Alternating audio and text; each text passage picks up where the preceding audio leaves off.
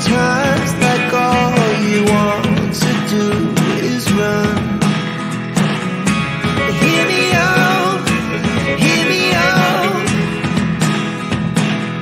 If all the things you never show, there are the things I want to know. Secrets start in your heart to slow. But if you don't want to tell me now, I guess I'll never know. Losing almost all my energy. It's getting hard to talk to you, and I'm the only one who speaks. It's all the things you never show. There are the things I want to know. Secrets start in your heart to slow. But if you don't want to tell me now, I guess I'll never know. Okay, hey guys, welcome to the live. Little Gambler, of course you're just here for the intro. I love that song. I'm like singing it in the background. I know, I love that song too.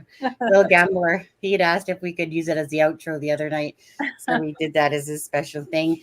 And of course, we're simulcasting from Deb's channel, so the people for me that I see with, I call them paper clips because that's what they look like, paper clips in there. Oh yeah, I see that little emblem. Yeah, so yeah, Thank you guys. Thank you for allowing me to do that and so I can get some more hours. yeah, I surpassed my 1,000 and I've got about 800 more hours to get. So good, nice. Hey, you'll get there tonight, Deb. yeah, that would be great. Princess, are you hiding from us again? Are you waiting for that spectacular moment? He's putting his lip gloss on, you know. I know, right? I know. It's been a while. It's really hot here. It's like 4 degrees, but it's like so hot inside right now. But anyway, so there'll be another couple people that will be joining us as well in a bit. And so anyways, yeah. So this really is a discussion just about Delphi. Your guys' thoughts.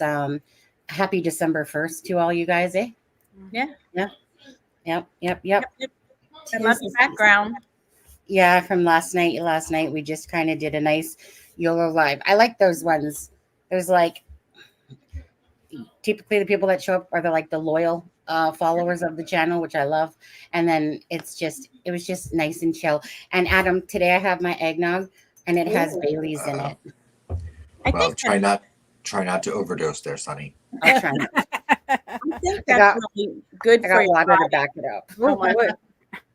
I think that's really good for your audience sometimes just to do something to relax because there's so much stress and chaos and craziness on YouTube and with this case. You know, you just need a reprieve every once in a while. Oh yeah, I'll be doing quite a few of those during this month.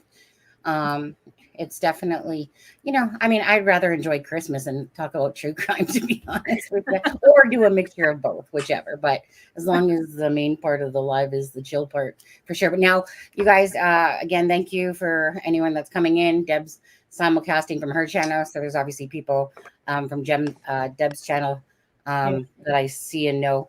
They might necessarily might be a little blocked from this channel, some of them, but anyways, but that's okay, Deb, because that's always about you and simulcasting, just like the Drunk Turkey Show. So on Monday we're going to have Criminality here that will be joining us.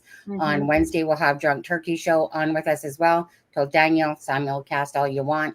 Again, really, it's really just for the viewers, to be honest with you, on that part. And on Thursday, Adam, Princess, what are you doing anyway? I was getting a sweater. I'm sorry, I got cold. And on Thursday, I was hot. Then I was cold. Not getting sick, are you? No. Yeah, you your mom here. Possibly menopausal. So Thursday, so Monday, Criminality. Wednesday, the Drunk Turkey Show. And Alexa will be on with us on Monday with criminality, and she'll be awesome. I know, right? She said she's going to need a calendar just for us. And then Wednesday with Drunk Turkey Show, she'll be on. And then Thursday, Adam, guess who's Thursday? Who? Prosecutors Podcast. But Awesome. I can't wait to watch that. yeah, but they are vomiting over Delphi, and so it's going to be very, very, if anything, about Delphi. It's going to be just chilling with them, talking about some cases, how they got into it and stuff like that. They almost vomited on their last update with Delphi. They were saying, I get it, right? I get it. It's kind of like, it's just like you get Delphi'd out, you know. There's been a lot of paperwork, so it just really depends, because their channel obviously is, you know, following other cases and doing other things as well, whereas some channels are strictly Delphi and stuff like that. But anyway, so next week is a good week coming up, and so I'll be looking forward to that. And Criminality had Bob Motta on today. I caught a little bit of that, and I caught a little bit of the Drunk Turkey Show today. And that was about it. Anyways, how you guys doing? Good. Busy. Christmas shopping. Is that through Amazon or actually moving out of your home? I've got all my Christmas decor done finally. Yeah. Next 4 or 5 days. It's ridiculous. Are you going to be doing a little video on that on your channel? Yeah, that's a good idea. Yeah. Tonight. Yeah. Just walk around with your phone. Yeah. You know, I know you love Christmas. I know. Do. Yeah. I do. I love all the holidays, but I really love Same. them. Yeah. That's to sum it up. What about you, Alexa? Oh, Sorry. oh, Screaming. They're playing. Frank. I'm stressed out because I usually by now I have everything decorated. I have nothing. Oh, I don't even have my tree. I have to go buy the tree tomorrow. We buy the tree a few days before, and we decorated. It was supposed to be this weekend because we had to let it, the branches come down for 1 or 2 days. right. So hopefully we can go tomorrow and get the tree, and hopefully I can do as much as I can.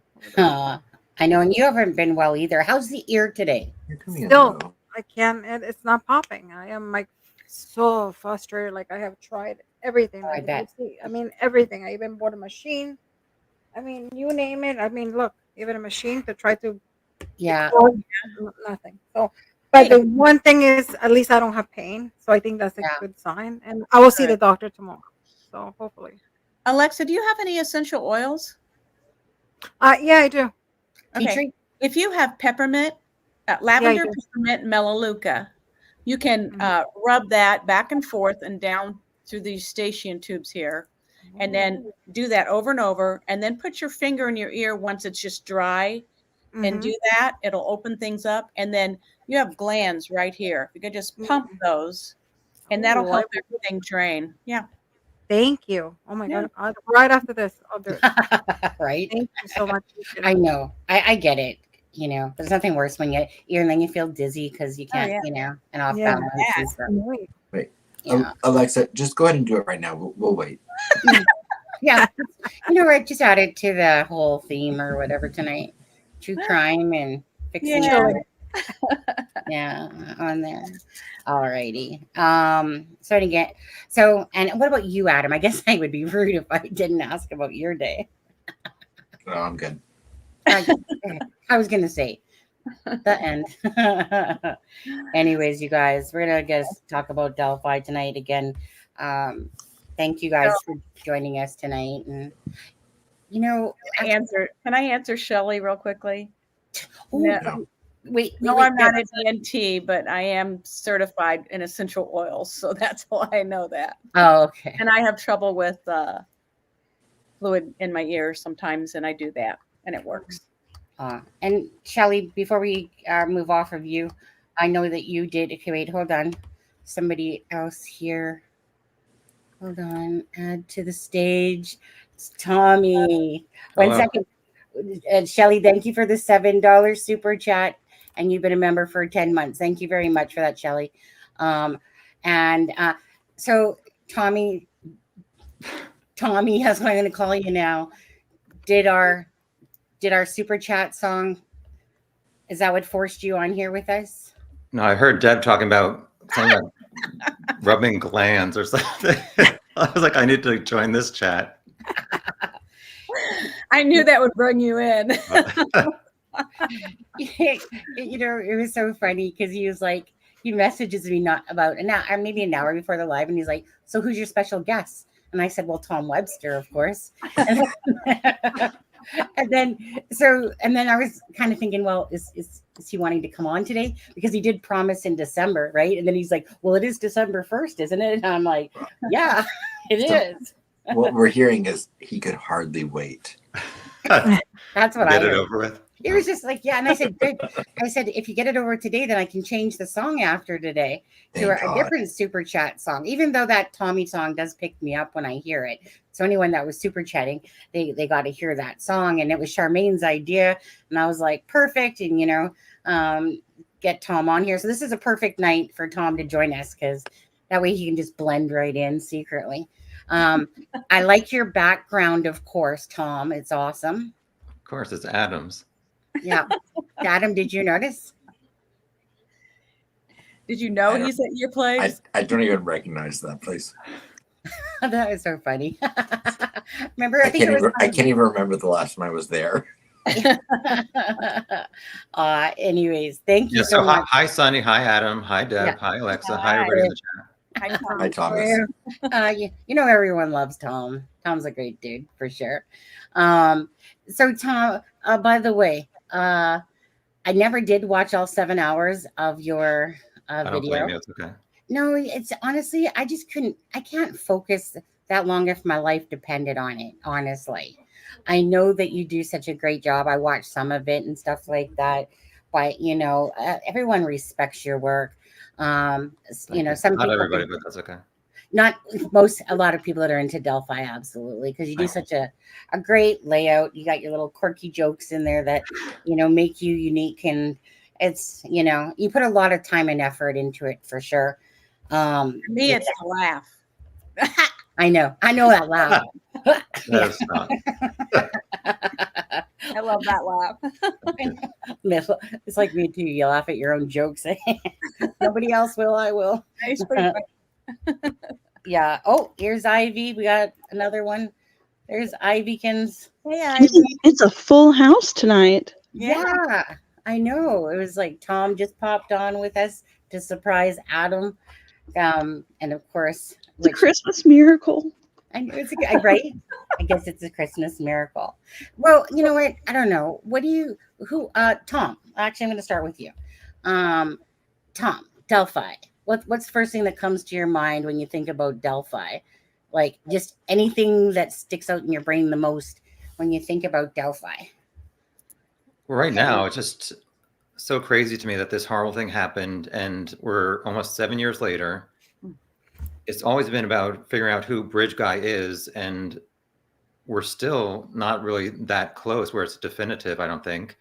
And it's all these external forces like law enforcement messing up, the prosecution, the judge, the defense team, all these things are preventing justice for Abby and Libby and their families. And that's just, I don't know, it's just, this is, some people know it's my first case that I've looked into, and it's just kind of sad that this is how it's playing out.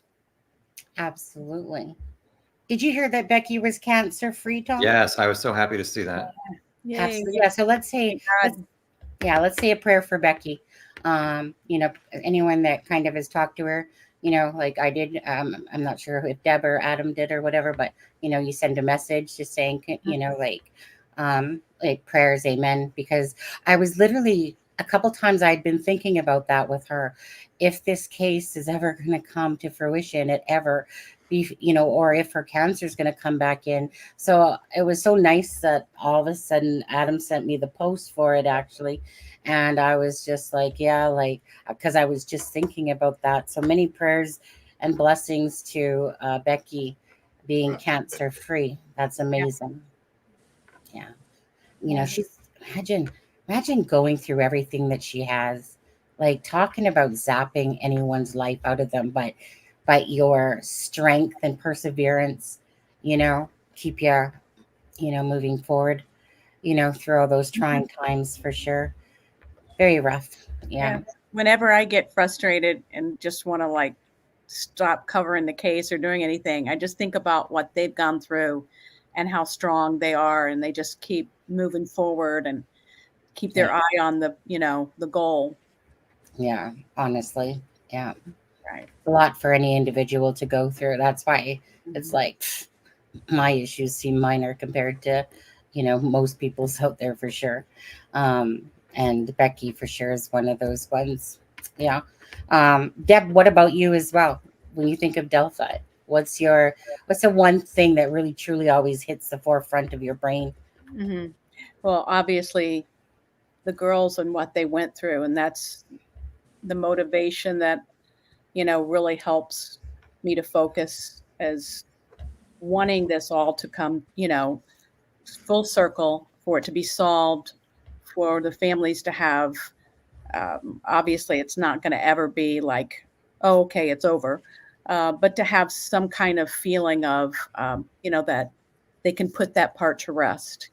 And for me, it's just always going to be the girls. But also right now, what's really bothering me is all of the drama and all of the creators who are focusing on themselves and their little issues and their arguments. And I literally just want to wring their necks. It's not about me. It's not about you. It's not about any other creator.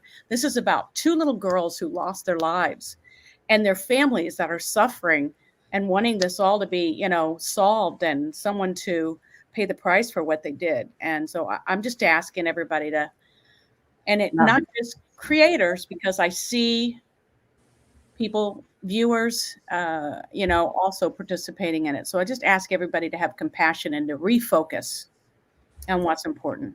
Yeah, that would be a Christmas miracle right there, to be honest. Right. But things have happened for sure. On that. So, and Alexa, what about you? Well, I agree with everybody, what everybody had said. One of the things for me, I think this case has really humbled me and taught me a lot, because I think the things I always knew that I thought I knew, I didn't know them. And for example, like coincidences, in my field, we were always led to believe that, there's no there's no coincidences, everything lines up for a reason. And this case really has taught me that, there are really coincidences, and the things that I thought that went one way are the opposite. And all the turns, I mean, I am a little frustrated, with all this drama going on right now, because I just wish that we just get it over with and let's continue on, so we can get, the trial, and we can find out everything that we want. I mean, I am being a little selfish because I want to find some answers, but I also want to see justice. I think justice for the family has been like, it's going to be 7 years. So I think they deserve it, especially, how brave the girls were by leaving those clues. So I think they deserve to, Yeah.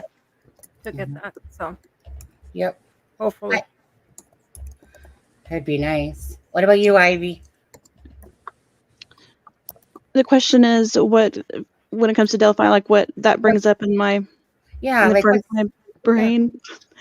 Yeah. I guess just the question, what happened? And I tend to be a compartmentalized person, and in my brain, I still think of Delphi as a what happened mystery case, and not a case that has like a story that includes an ending. And that's still it's kind of just a sad thing to think about, that's still how it is this many years. It's still an unsolved, quote unquote, like mystery. And I'm hoping one day that we will be able to put it into the other category. Yeah. And that everything will be as okay as possible in a situation like this. Yeah. Okay. And Adam. Thanks, Ivy. Yeah, I mean, I agree with, of course, with everyone on the panel that's spoken already. But I mean, for me, the the biggest remaining question at this moment for me is if Richard Allen is the person that committed this crime, why? Because that's the thing that I think there's the smallest amount of evidence pointing towards, at least publicly. We don't know what the prosecution has, but publicly there's very few indications that would lead you to believe that Richard Allen is the kind of person that would commit this crime, and that's a question mark for me. I feel confident that they must have evidence that points towards that, but I'd be lying if I pretended to know what it was. Yeah. Tom, question back to you. Out of your 7-hour video that you did, I'm not saying it because whatever it was, 6 hours and a half, 6, 7, closer, 7. whatever. Yeah. So out of all that, and that was and by the way, again, commend you on all that work. That's a lot of work to put into something, absolutely, because you and your spreadsheets. Can I ask you, during that time that you were compiling all that together, what were the things that probably stuck out to you the most? Maybe whether it's something you forgot and it was like an aha moment, like, oh, right, I forgot that this kind of didn't interline with this. I don't know. Out of that whole 7 hours, is there anything that you kind of thought just kind of more stuck out again to you that you came across? Well, I would say at first, when I was reading this Odinism stuff, at first it seemed to make sense as you looked at this guy, BH, with some of his posts online, and some of it did seem to make sense, but as I went further in, it did not. However, the one EF guy, this one suspect who apparently confessed to his 2 sisters, that is somewhat suspicious to me. And I said, if I'm going to believe Rick Allen's confession, shouldn't I also believe EF's confession? And if I don't believe EF's, why would I not believe Rick? So like, what's the difference between 2 people both confessing to being there? And the one thing that stuck out to me that I really did not think of earlier was this April 2019 press conference. Why Rick, even if he was there between noon and 1:30, why did he not tell the police, again, that was me, I was at the CPS building between noon and 1:30. He's only 1 block away from Carroll County Sheriff's Department. Yeah. I know people say, well, he already told the conservation officer in 2017, he should not have to tell them again. But I mean, is it really that difficult to go over there and help your community? And Right. say, I was there. And also, as far as we know, I mean, there's been like 3 or 4 or 5 different other cars that were described at CPS. And after that 2019 press conference, did anybody who had that car come forward? As far as we know, no. Nobody who has a purple PT Cruiser came forward. Nobody with a 1965 Comet came forward. So I don't know. These are some things that I just don't add up to Rick's total innocence to me. Well, right. I mean, there's a lot of things, to be honest with you. I don't know who wants to kind of answer along with Tom's there. Anybody? Well, I'll jump in. Just going back through old information and going back to the PCA, there are just things that popped out. One of the things that came back to my mind was in the PCA they were talking about, and what was her name? Spath? Anna? Yes. Yeah. Oh, yeah. Okay. And that she had discussed what Bridge Guy was wearing with Kyla Brummett. I'm like, why is that in the PCA? Why is that popping? Oh, I saw Adam smile. I'm like, why is this popping up? And why is she in the PCA?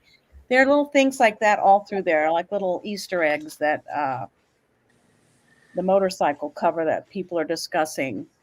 That's bothered me, and I've continued to look into it since the search warrant came out because I thought it was the most obscure item that they took. Right. So just little things like that that are popping up as I go back through looking at the PCA and old information. Tom, Well, you know, and Deb, I always say, you know, it's always said in true crime that there is no such thing as coincidences.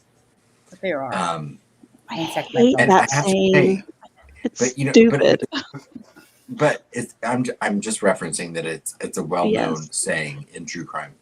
But I would have to say that if there's ever been a case that tests that theory, it's Delphi. Yeah. There's coincidences all the time. People are silly. Yeah, but it's just bizarre. Like there's a, by the way, I don't know if people know that Kyla Brummett was arrested for robbery. Oh, I didn't. yeah. Yeah. Back in August, I think it was. Yeah. Yeah. For She had, armed robbery. Oh, wow. Armed robbery. Yes. Wow. Yeah. Yeah. Her and 2 other people. I believe she got home arrest. Correct, Deb?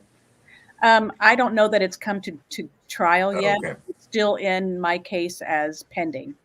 Okay. So she may Is be she out like of jail. Is she about 18 now or 19? Should be Older. 21. Oh, Yeah. wow. Yeah. I'm sorry, but that girl was just, you just have to look at her Facebook and know that she was like even she's what I would call a product of her environment, to be honest with you. It's almost like her mom was her best friend or something. Anyways, I always thought she was a troublemaker. That's my vibe off of her. So this just goes along with it, to be honest with you. And I'll always be curious about that whole mask incident, you know, supposedly. Like that will always be another question about that, considering there was the 2 mask incidents back in 2010 in the same area that the Kleins lived. But right with that. I would like to know, I don't have this information. I look for it. Maybe some of you do. When that Ann Spath or whatever her name is, Spath, when she told Kyla, what date was that? Does anybody know? I don't It was not referenced in the PCA. I didn't think so. That would be interesting to find out what date, when that actually happened. Unless it was the day of or maybe the day after. Because I think she was texting her saying, this is the guy that we passed. And he met whatever. He either matched the screenshot that came out the day after. Mm-hmm. Or 2 Yeah, days after, I'm sorry. I wondered about that because I know that the mask guy looking in the window, that happened on February 20th in 2017. So about almost a week after. Exactly a week, like Monday afternoon. The Monday after. Well, supposedly.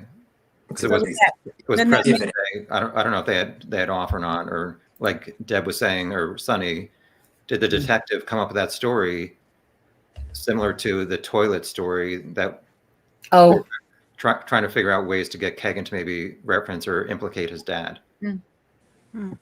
Could be. I just wondered in my mind, then I started thinking, okay, why was she telling Kyla what he looked like? And I'm like, did that conversation happen after the alleged mask person? Right.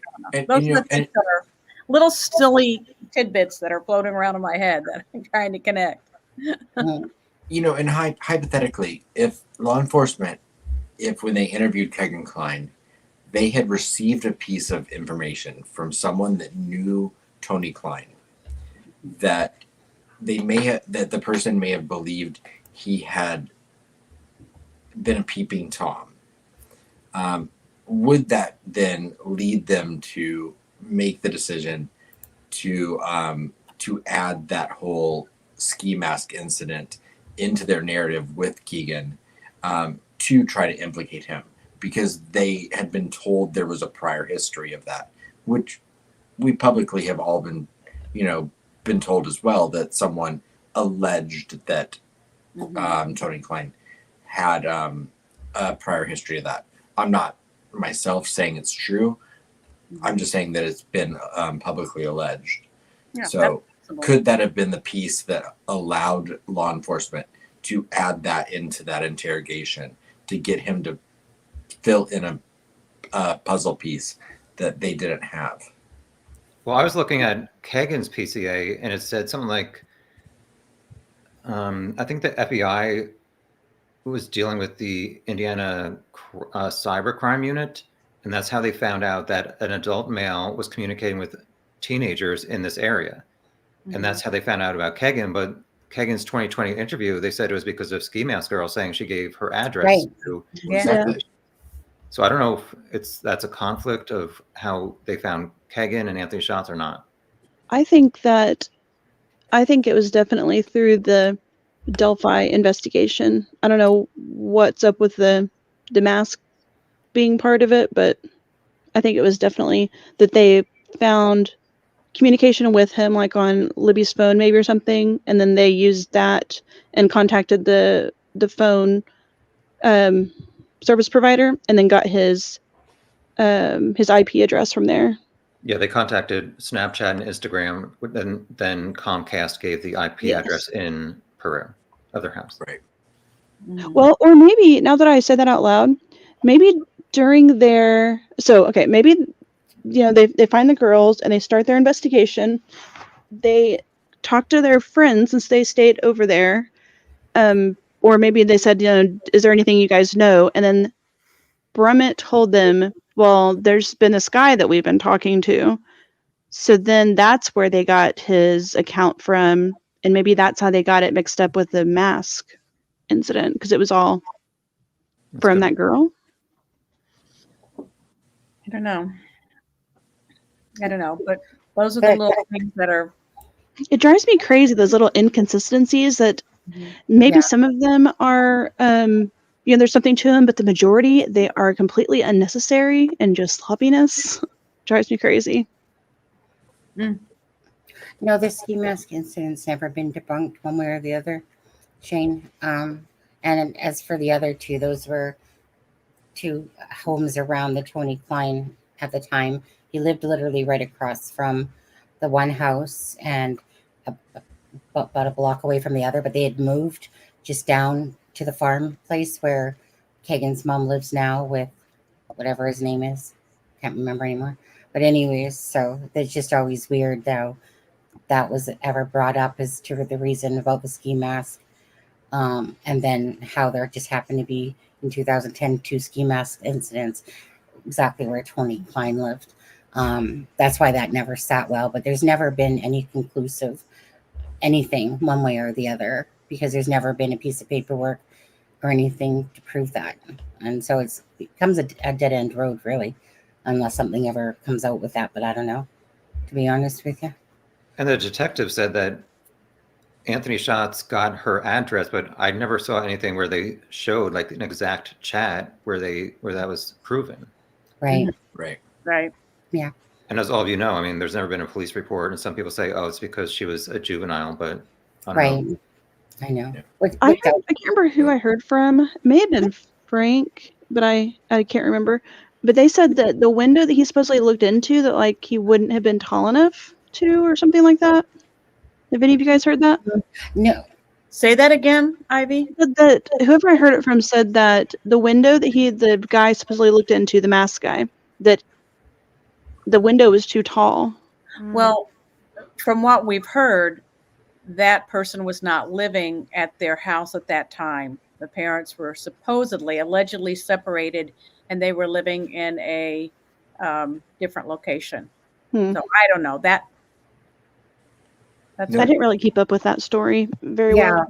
Yeah. No Exhausted. police report has ever been provided, or actually in the by law enforcement, no police report was known to exist to support the incident that happened. I'm not saying it didn't happen. I'm just saying law enforcement claims there was no incident report to support it.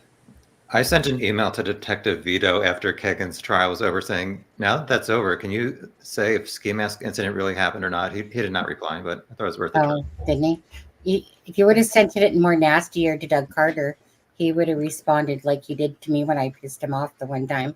He's like, only because you mentioned Vito's name, I'm going to respond to this. And I'm like, carry on with your stuff. And then he gave me a blast about saying something about true crime sleuthers don't know shit, basically. And I'm just like, well, no, just Apparently, want neither does Carter, but we Well, won't get into that. yeah. So I just said, carry on. Go about your business now. Have a good day. Thanks for the ass licking, but that didn't really impact me. Besides, I laughed because I was just like, yeah, carry on. But I still like the guy. Just think that I definitely believe he wears his heart on his sleeve. But it's just all the double talking and the lack of transparency. And if they want to slew shit this way, look to yourself first, Doug Carter, and your whole LE team that fucked this case over left, right, and center. And it's all because of that this is why this is what it is today. It started with them, and hopefully they can somehow, in a sense, kind of make themselves look like less pie on their face. And hopefully, they got the right person in prison there, and that that will come for Abby and Libby. But not because that they started this off on the right track, because they definitely did not. And again, we can use other cases and examples of other ones, move over Doug Carter and give us like that Grady guy or something, people that I love Grady. What? Yeah. I love Grady. He's great. Yeah. Just more transparency. But when you throw two sketches at people, you change height, you change weight, you change everything over and all these things, and call off the dogs, don't pick up the sticks or whatever, it doesn't matter. We all know that everyone makes mistakes, but this has been monumental mistakes to me that they have made in this case. And it's like, so out of all of this, I'm just praying that we can get by all this shit that's going on right now, be done with the whole lawyer thing. Who's the judge? Who's the lawyers? Let's move on.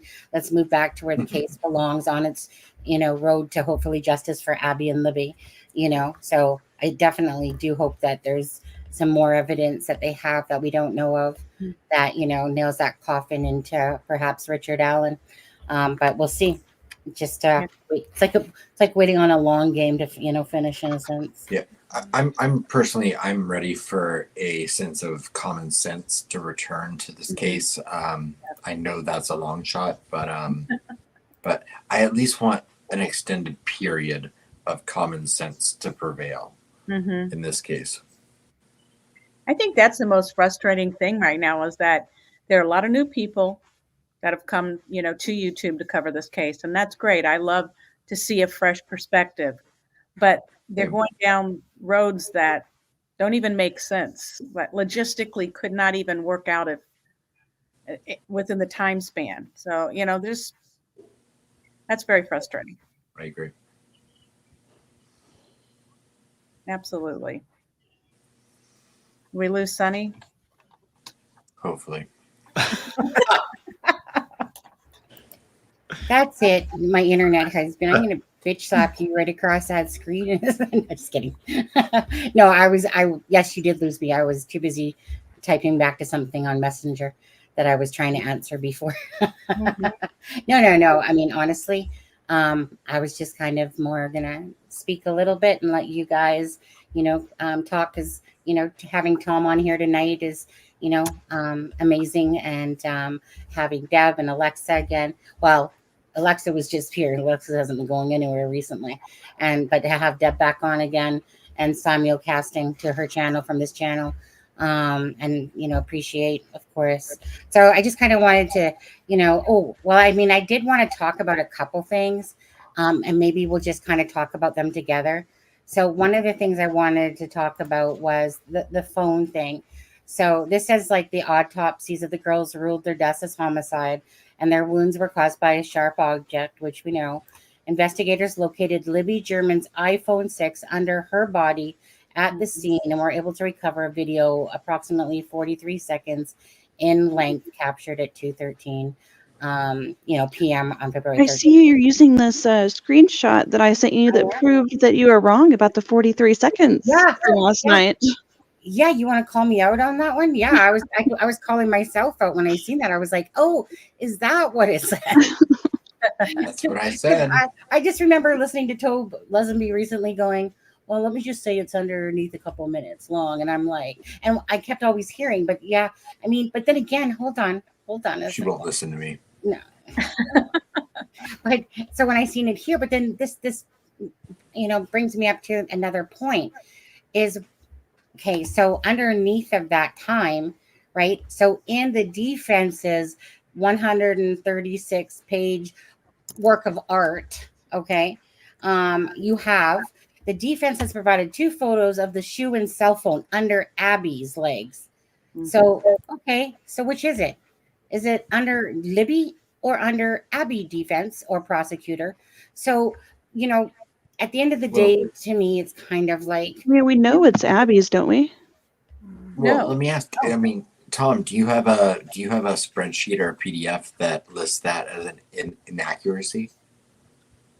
I definitely noticed that because I remembered, as Sunny is pointing out, I guess Ivy pointed out yesterday or something, that it did not match up because that was the Ron Logan thing where it said it was under Libby's, correct? Under Libby. Yes. I don't know. It seems like the defense would have had maybe more information than they had back in March 2017. But then the defense messed up. Actually, they messed up twice because didn't they say it was under Abby's back, and then they said it was under Abby's leg? yeah, Yes. they I did. think there are a lot of discrepancies with the defense. I think they made a lot of mistakes. Okay, right. If it was under her leg, Go ahead. because here's how I was thinking about it. I think I've heard you guys talk about this too, that the defense's memo references these pictures, and then I know I've heard some people hypothesize that the pictures that were leaked were some of those exhibits from that they have attached on there. So I've heard in the 4 pictures that I've heard people talk about, one of them is a close-up of Abby's leg. So I thought that is the exhibit that they're referring to that has the shoe and the phone. Maybe. I It mean, doesn't have I a phone. didn't see it.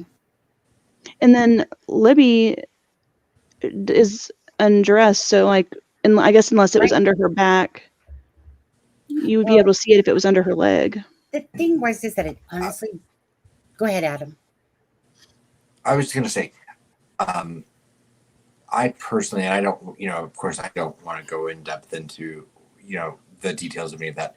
I personally saw there's zero evidence of any cell phone in any of those pictures, but you are correct, Ivy. One of the pictures seemed to be the same thing that you just said to me.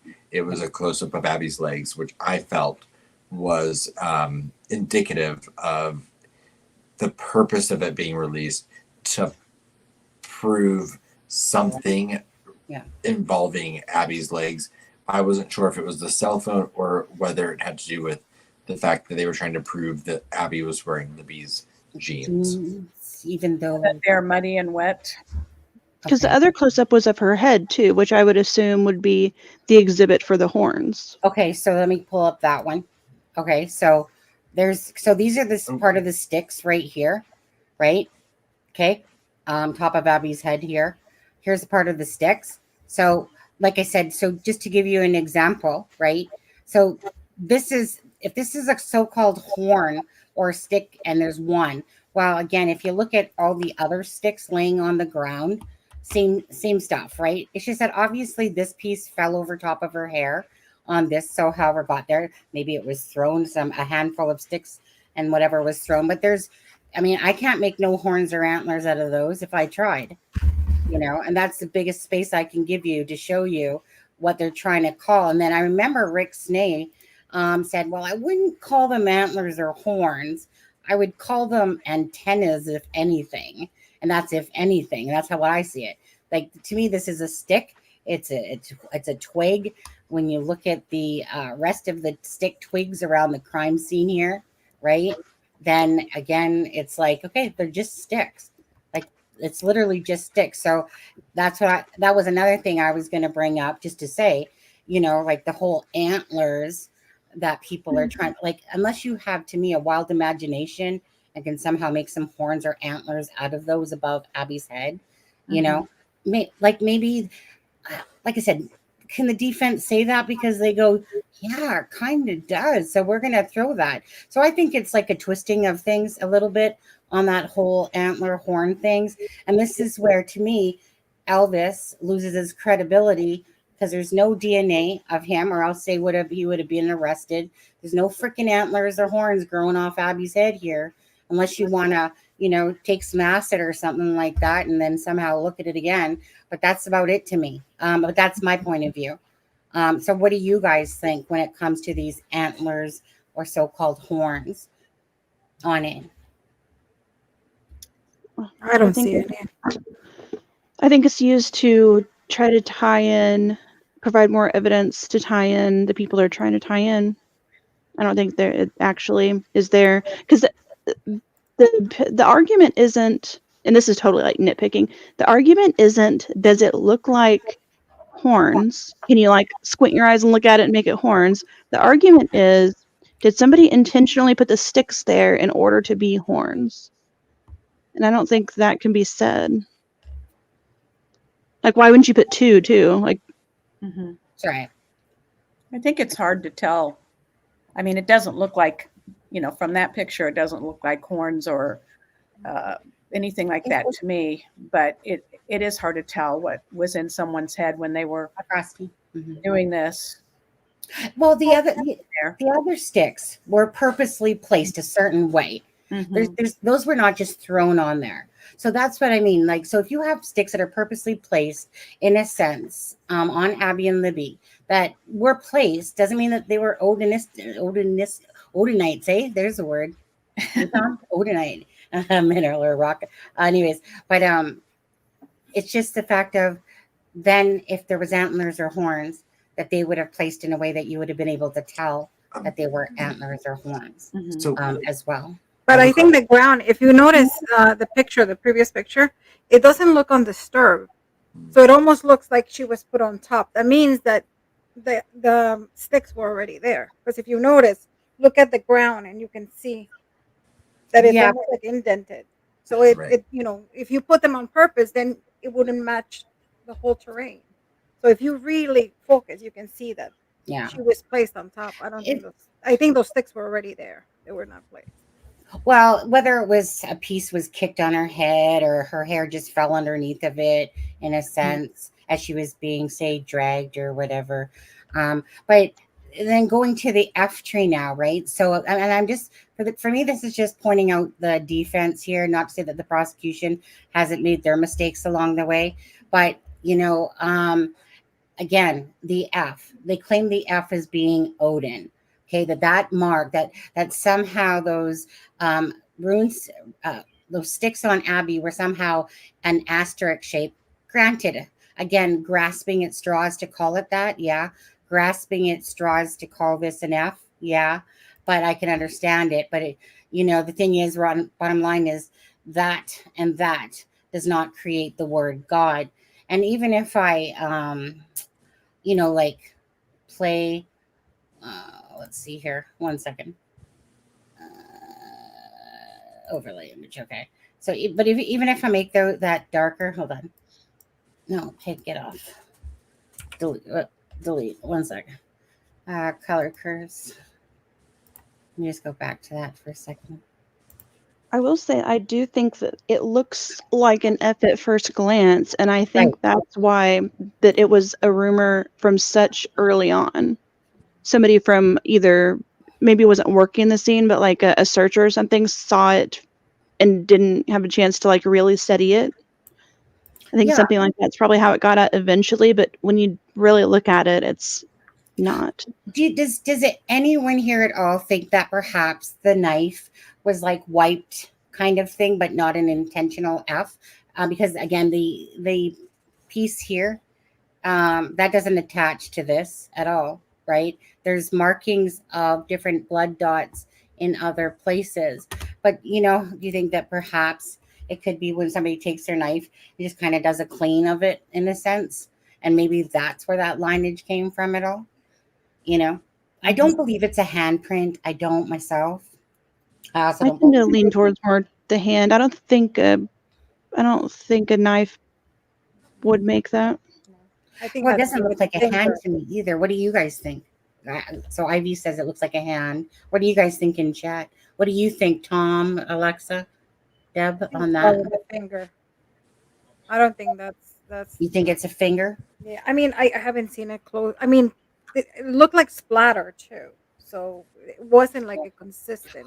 Well, we definitely know it's no Odin mark. That's we do know. No, I know And that. so that's when you go back to what, so I really hate, I'm sorry, but I do hate this when, well, Baldwin's just not going to make all this stuff up and da da da da da. Well, I'm sorry, but you took the Odin angle, and that was a valid angle in amongst the rest of Ron Logan and different things, Kagan Klein, granted.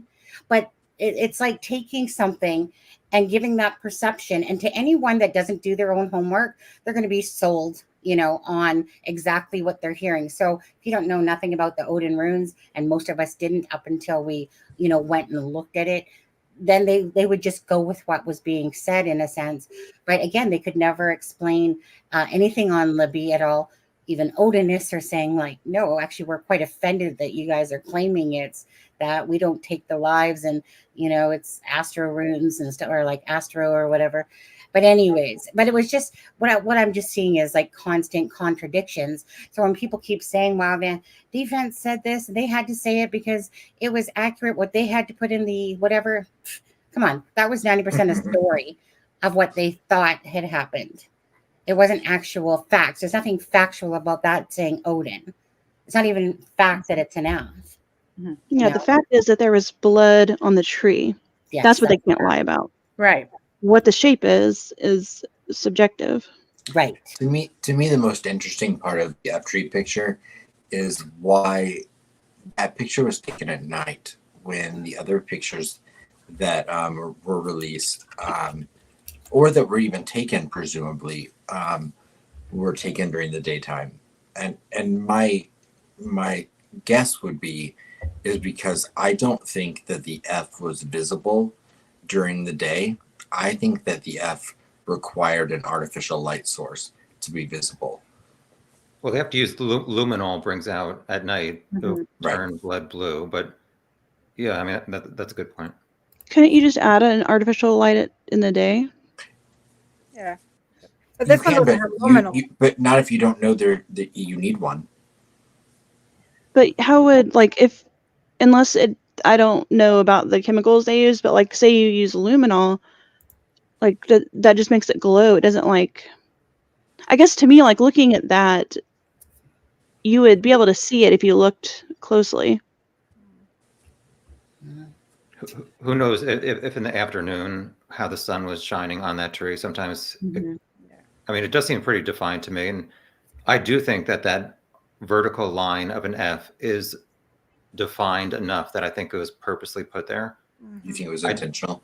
Yeah, I don't think that's really somebody like putting their hand like this, like holding up or like that. I know some people said maybe Libby put up her hand to block the knife. When blood came out and she like touched the tree and then it like fell down. I don't know, just that vertical F part, it just seems a little too defined. That's what I agree on that, Tom, as well. I think it seems like it is a little too defined. Not that I'm going to call it enough, but I'm going to say it does seem like it's more defined as if something was used. And whether that was a finger with a glove going down that went like that, or if it was part of a knife or something, it does come off like it was an intentional thing. I would never personally say that this is a handprint myself. I'm not seeing it. I'm trying to picture like not a hand print, just from a hand. Oh, Right. from a hand. Is that what you're saying? Okay. I was appreciative over, I think it was Captain Howdy that had put out a video referencing the other indications of blood in this picture. And I honestly, I hadn't actually focused on those things until I saw his video. But I was appreciative over that because I was like, you know what? Yeah, no one takes into account like the other splatter or not splatter. I don't think it was splatter, Tom. But the other spots of blood that were in this picture as well. Yeah, I don't know. Well, didn't they say that That's Libby was like my the favorite thing you've ever built in said to front of me. this tree? So Didn't they could some of that have been spatter? And then he went back, like Sonny said, maybe if he's wearing gloves. I mean, it seems gross just to go back to her body, just trying to get blood on the finger of the glove, and then just do this F. Yeah, I mean, Did you guys see the video that Steve did when painting the blood on the tree? It took like a significant amount to draw something that could be seen. Like I guess because it sucked it up. Mm-hmm. Yeah, I personally haven't saw it, but maybe others have. Well, I said this in my 7-hour video that, I mean, as I just said before, the vertical line of an F does seem defined, and the top horizontal line does too. It's just the middle one that's not really defined. But if it was an F and not necessarily for an Odinism Germanic symbol, could it have been somebody doing F for Flora to make it seem like there's a serial killer of young girls going around? I mean, I know that's kind of far-fetched, but Good thought, though. it's a possibility. I don't know. Adam, I know you're laughing. It's just a thought. We've never personally connected Flora to Delphi. Like, let me put it this way: we never put a lot of thought into it, in a sense of that, the Flora case, because I don't think we know enough about the Flora case. But No, just take attention away from it. If this was Rick and it somehow turned into like a sexual whatever situation gone wrong, could he have thought, "Oh, let me do an F for Flora to make it seem like it was not a sexual motive or something"? I don't know. Or could have been just him, to distract. I mean, I think that's where you're going. I don't think for Flora. It just could have been that, he wanted to leave a signature. Mm-hmm. Okay. Not maybe just, because he staged it. I never believed that, but maybe that was his rationale to kind of point it the other way. I don't know. I don't think so, Daisy. I don't think do we know the measurements of this F on this tree? Not I that don't think we do. I thought it was. Didn't they say it was about 12 inches Hey, in Ivy? height and about 4 feet up? They said it was 4 feet high. 4 feet. Right. I wonder where I got the 12 inches from. That's Adam. Is that? That's Do you know where big. she got that from, Big. Adam?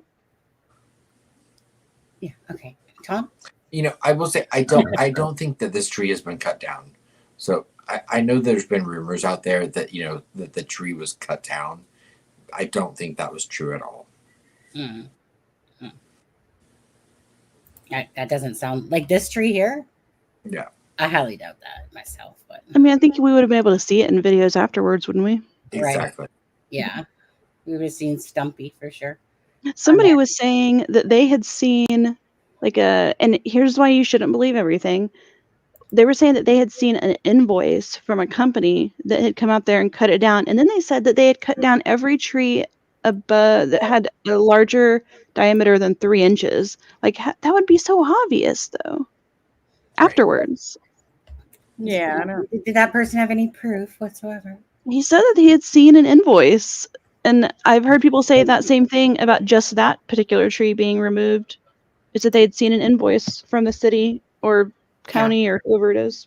Great. You think that they would have screenshotted it then? Did they show you the invoice? No, because they're full of shit. In all the videos of the crime scene, like from News with Ron Logan, Hannah Shakespeare's documentary, all these YouTubers, I've never seen like a tree that looks like it was cut down to the stump. Yeah. And I Exactly. have spent Tom, a stupid amount of time looking in this video. And Tom knows I've spent a lot of time talking to Hannah Shakespeare about which tree this was in relation to anything that was visible in her documentary. And yeah, I've seen no indication that any tree was cut down. So, which room? Okay, so going back on a different topic, because Tom, have you heard about the whole motorcycle cover thing? You didn't hear about that before you did your video, did you? I don't think so. No, I heard a rumor that, I don't know, you want to tell it? I don't want to say because I only heard like a bare bones. Deb can tell it best on this one, I think. Deb or Adam, one of the two. Okay, so the rumor, and I again emphasize rumor, we know that there was a motorcycle cover that was taken from Richard Allen's garage, okay? And so the rumor is that supposedly whoever was involved, Richard Allen, let's say Richard, that he went to Kay Weber's garage after to clean up, that there was something left behind there that caused fibers to be left and maybe a bit of blood that included the girls and someone they haven't matched to. And that outside there was a motorcycle track. So the story that people are putting together is that Richard Allen realized he had left something behind in that garage, went back afterwards to get it to some back road or cutting through somehow on his motorcycle, made that track when he pulled up to get it, went back home, and when he pulled into the garage, ran over the motorcycle cover and left a track. What? The dirt from there. And that's what was on the motorcycle cover. So that's the story that's spreading around. Wait, so if it was Rick, he crossed the creek with Abby and Libby, then he cleaned. No, he went back later that. Oh, go ahead. I'm sorry. Yeah. Oh, you're saying, no, I thought you were insinuating that Rick committed the crime across the creek. And then before he went back to his car at CPS, he went to the Webbers to clean up the blood before he went on 300. So you're saying, what time is this supposedly happening? That I don't know. That's the story, that there is a sink or something in that garage that they used to clean up when deer hunting. And Brad Weber got home at 3:30 that day. That's what Right. I said. So, how did Brad Weber not see someone? Because he seems to see everyone. And And that would mean that Rick would have had to cross the creek a second time. I'm sorry, say that This is again. not true. That would mean Rick would have had to cross the creek a second time if he did this before he Well- went back to his car. Somebody said that there was another way, like another way to come back across there further up. I don't know. Well, you would have to go all the way to the what was the other bridge? You would have to go all the way to the other bridge if you No, not to Wilson. You wouldn't have to go all the way to Wilson Bridge. Somebody said there was Wilson, something else. I yeah, guess. see, But yeah, I mean, we've been trying to figure out, Ivy and I've been trying to figure out the logistics of how that could happen. or is it just as simple as someone took a piece of information that was in the release discovery that we all know about, meaning the Right. motorcycle cover, which is an anomaly. Absolutely. No one understands what that is. Like, why take a motorcycle cover? But is this just something that someone's adding their own narrative to that there's no logical sense to, but they are trying to paint a narrative or point a direction towards something? Supposedly, Because the Kay where it Weber came hasn't from- mentioned anything about that. supposedly where it came from, the person says they have seen the discovery or portion of it. So I don't know. The thing is, Well- like the tree thing I was talking about, I'm pretty sure it came from the same person. Right. But I mean, like, I know personally, I've never talked to Kay Weber personally, but I have talked to Either. three people that have a very close relationship with Kay Weber. Mhm. Kay Weber has never indicated anything about this outbuilding is what I would call it, not garage. I would call it an outbuilding. Yeah. Story. And I'm not saying it's not true. I'm just saying it doesn't add up. Yeah, it Does just that seems so include odd the for somebody to searches? somebody to kill them and then just go to a neighbor's like property and say, hopefully nobody sees me or nobody's home. I don't know. Well, I think that people around knew that she was a snowbird and not home during the winter. So I don't know about that. But Aspen, has your sources, have they ever outright asked Kay about that? Yes. No? Two They of did. them have. Okay. If Kay lived where Ron lived, it would be way more plausible. But that was my first reaction. Was like he'd have to cross the creek with the girls and then cross back over the creek to go over there, and then potentially even cross a third time, like if he was going back through the woods. Mm. Because then, if everything is true, he's seen by Sarah Carbaugh, but not on the camera of the harvest store. So he's got to do something weird in that case, and just the logistics of it didn't make that much sense. If that was him that she saw, Yeah. the muddy Right. person. I did hear, I saw it in a chat, and I've only seen it this one place, and I don't know who the person is, but, or maybe it was in the comments, either way.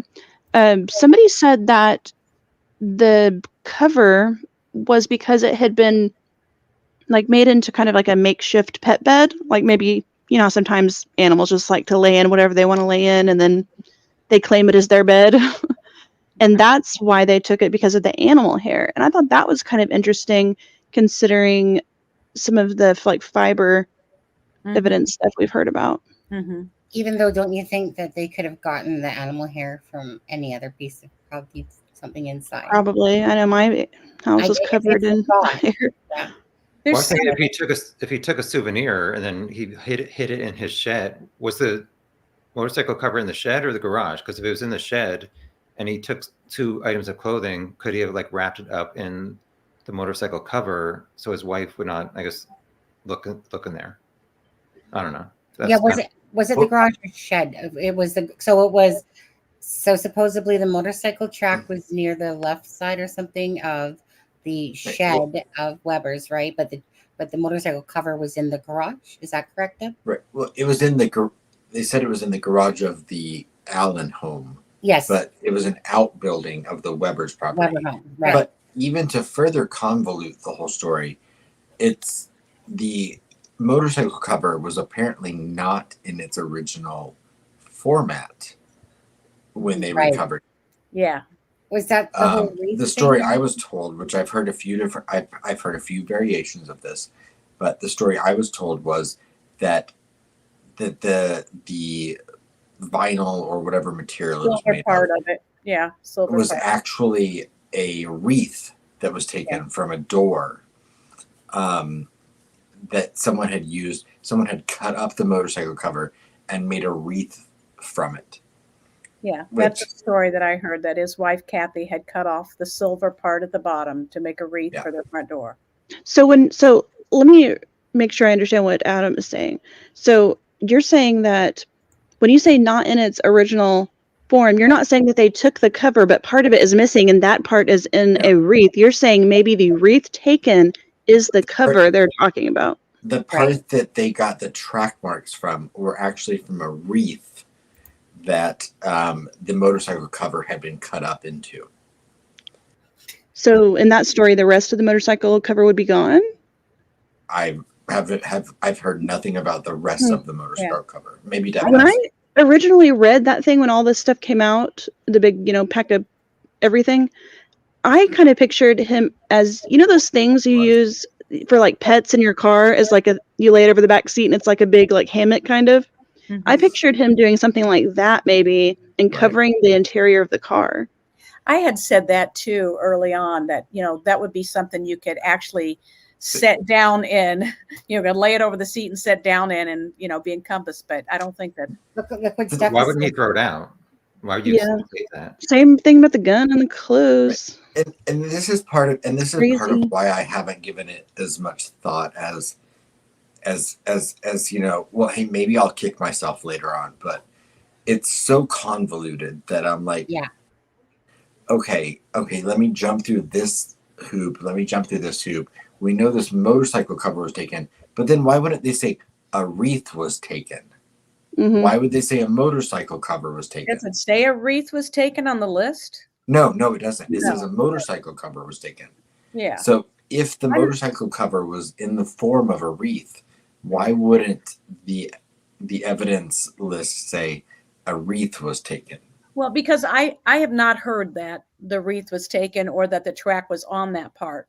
I have heard the track was on another part, and maybe he said, I'm going to get rid of it or do something with it, don't have the motorcycle anymore. And she decided to cut that part off and make a wreath because it was silver. Well, who had a motorcycle? Rick is 5'4". How is he really riding a motorcycle? I'm sorry, what? Rick had a motorcycle at one point. He's 5'4". I've seen no. I don't have there. I've seen. I'm 5'4" and I could ride a motorcycle. All right. Yeah, she could. Debbie or Sonny, you're muted. I've seen no proof that Richard Allen owned a motorcycle, but we do know that a motorcycle cover was taken from the search warrant. Yeah, for some reason. Yeah. Yeah, and Tom, I hate to say this to you, and I really hate to bring this up in chat again.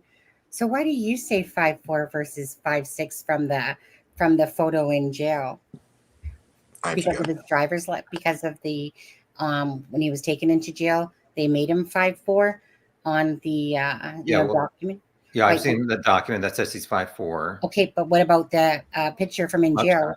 where he's right beside the thing, which is showing 5'7", pretty much. Yeah, 5'7". Yeah. Yeah. So what? Just curious. Do you Well- believe he's 5'4" or Well, 5'6"? the defense in the Frank's memo kept saying, "How could a 5'4" man cross the creek?" And it's like, well, Yeah. Abby and Libby were 5'4". They crossed the creek. Right. Right. So I think the defense was referencing Rick as 5'4" to make it seem like he could not have done it. So I think that's why they were referencing Oh. that. But there was that guy, Steve, on YouTube. He went to the courthouse where Rick was filmed walking in on that side door at Carroll County. And Mhm. it did seem like his tape measure came up to about 5'4". You know, I wouldn't doubt it. I mean, to me, he's somewhere in that 5'4", 5'6" vicinity on there. But don't you think, Tom, that don't you think that they could have given a clear height because they have a bridge, they have a person on it? You know, don't you think that they could have just given us a better estimate there, considering those little math scientists out there?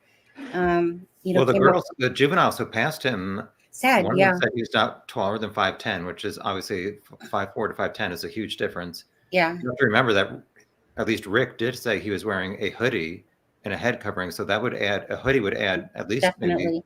3 or 4 inches, depending on how big it is off of his natural Right. head. Yeah, because I remember that the girl said that I think that he wasn't very much taller than her, but not really sure what her height was. Yeah, but then Bitter Beat Poet said she was either 5'6" or 5'7", but then one other girl said she came up to his shoulder, which if he's 5'4", I mean, I don't know if she's a teenager. Is she really 5'6"? I think one of the girls was pretty young. Yeah, She was the younger sister was very. She was like 8 or 10 or so. I have something that'll go along with that conversation from Doug Rice, and he interviewed her. He interviewed basically everybody, you know, within the whole, all the witnesses early on, and he did say that the girl was 5'6" at the time. 5'6", okay. Yeah. I had Which girl? conversations that I had, you know, kept, and some that I had with him years ago, the beginning of the. Which girl was he talking about? He was talking about the one that said that they were the same height, or the one that said that she came up to his shoulder? I think it was RV, the initials, that girl. Yeah. The one who said hi to him. I guess she was kept a little bit behind. I can read it to you if you want me to. Sure, we have nothing better to do. If I can see it. Okay, because it's pretty dark in here. Let me see. Okay, it says, if I haven't posted this before, this is what she told me. She actually saw before law enforcement screwed around with it. It was a short-billed hat with a hoodie and the scarf below his nose and around her height, which was 5'6" at the time. That was her description that law enforcement released in July 2017.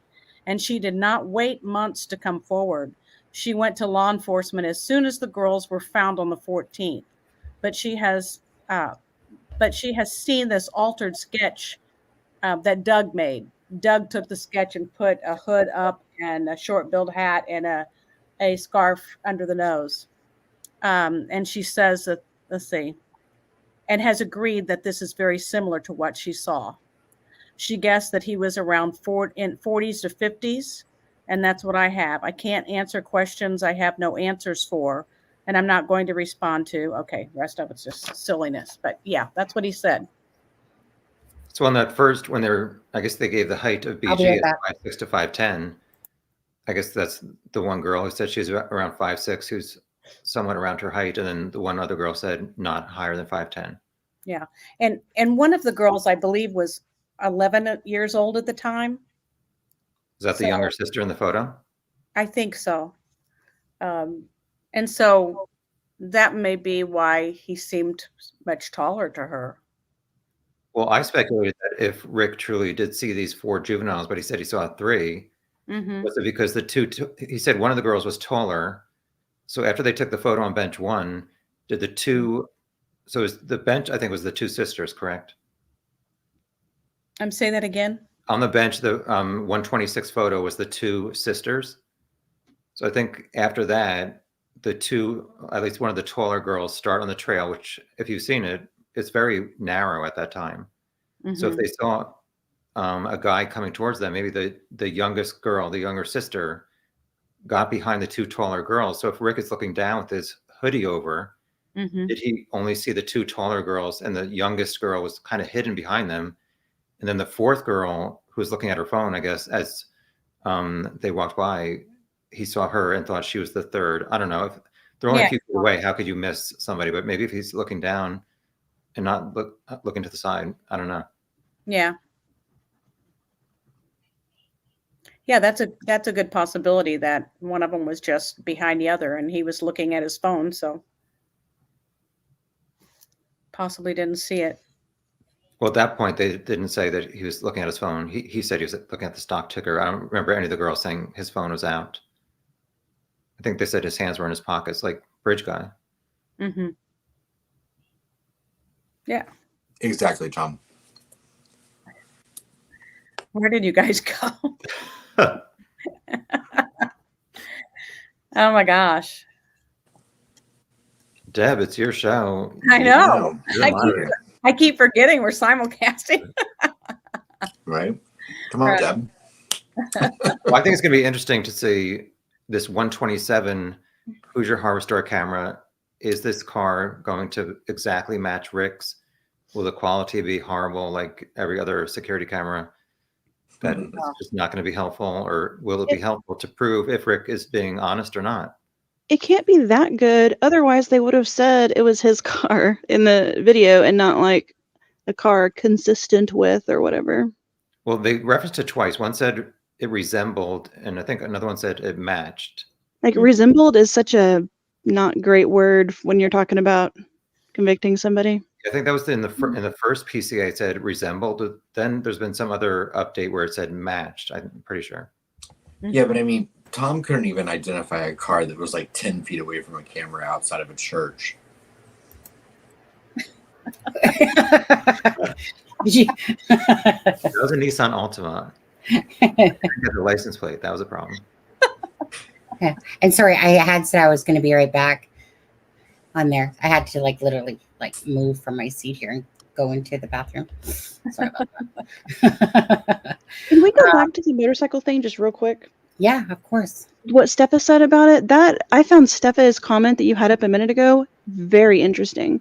If that's true, so she basically said that she had seen a post where Kathy had said that she had made a wreath for her brother from the motorcycle thing. So that could have been her brother's motorcycle cover because he died in a motorcycle accident not that long before the thing. And then that was the wreath used, which means that Richard may have never even had a motorcycle. Did Richard have a motorcycle? And that's where the whole thing comes, is that, you know, she apparently made this wreath for her brother that passed away. And I'm like, but again, none of that is based in anything that we know to be factual. The only thing that's factual that we know is that there was a motorcycle cover taken in the search for Richard Allen. Yeah. Any story or, you know, track mark, fiber, anything else has not been confirmed. So do not go away from this thinking that there's a story there, because until we see a story there, there's not one. Yeah, and remember, when Rick first got arrested. Sorry, I can go ahead. That's okay. No, you go ahead. When Rick first got arrested, it was because he stole a tool from his neighbor. Oh my God, that story was terrible. Felony. So how does that make any sense? And it matched the crime scene, and now we know his DNA does not match the crime scene. Actually, now that I think about it, wow, we don't. Isn't that story from the same person who this motorcycle story was from, and the tree story? I don't know. I don't know where that came from. Also, their dead cat matching the crime scene animal hair, Ozzy the cat. Mm-hmm. That, as far as I know, that has not been proven true.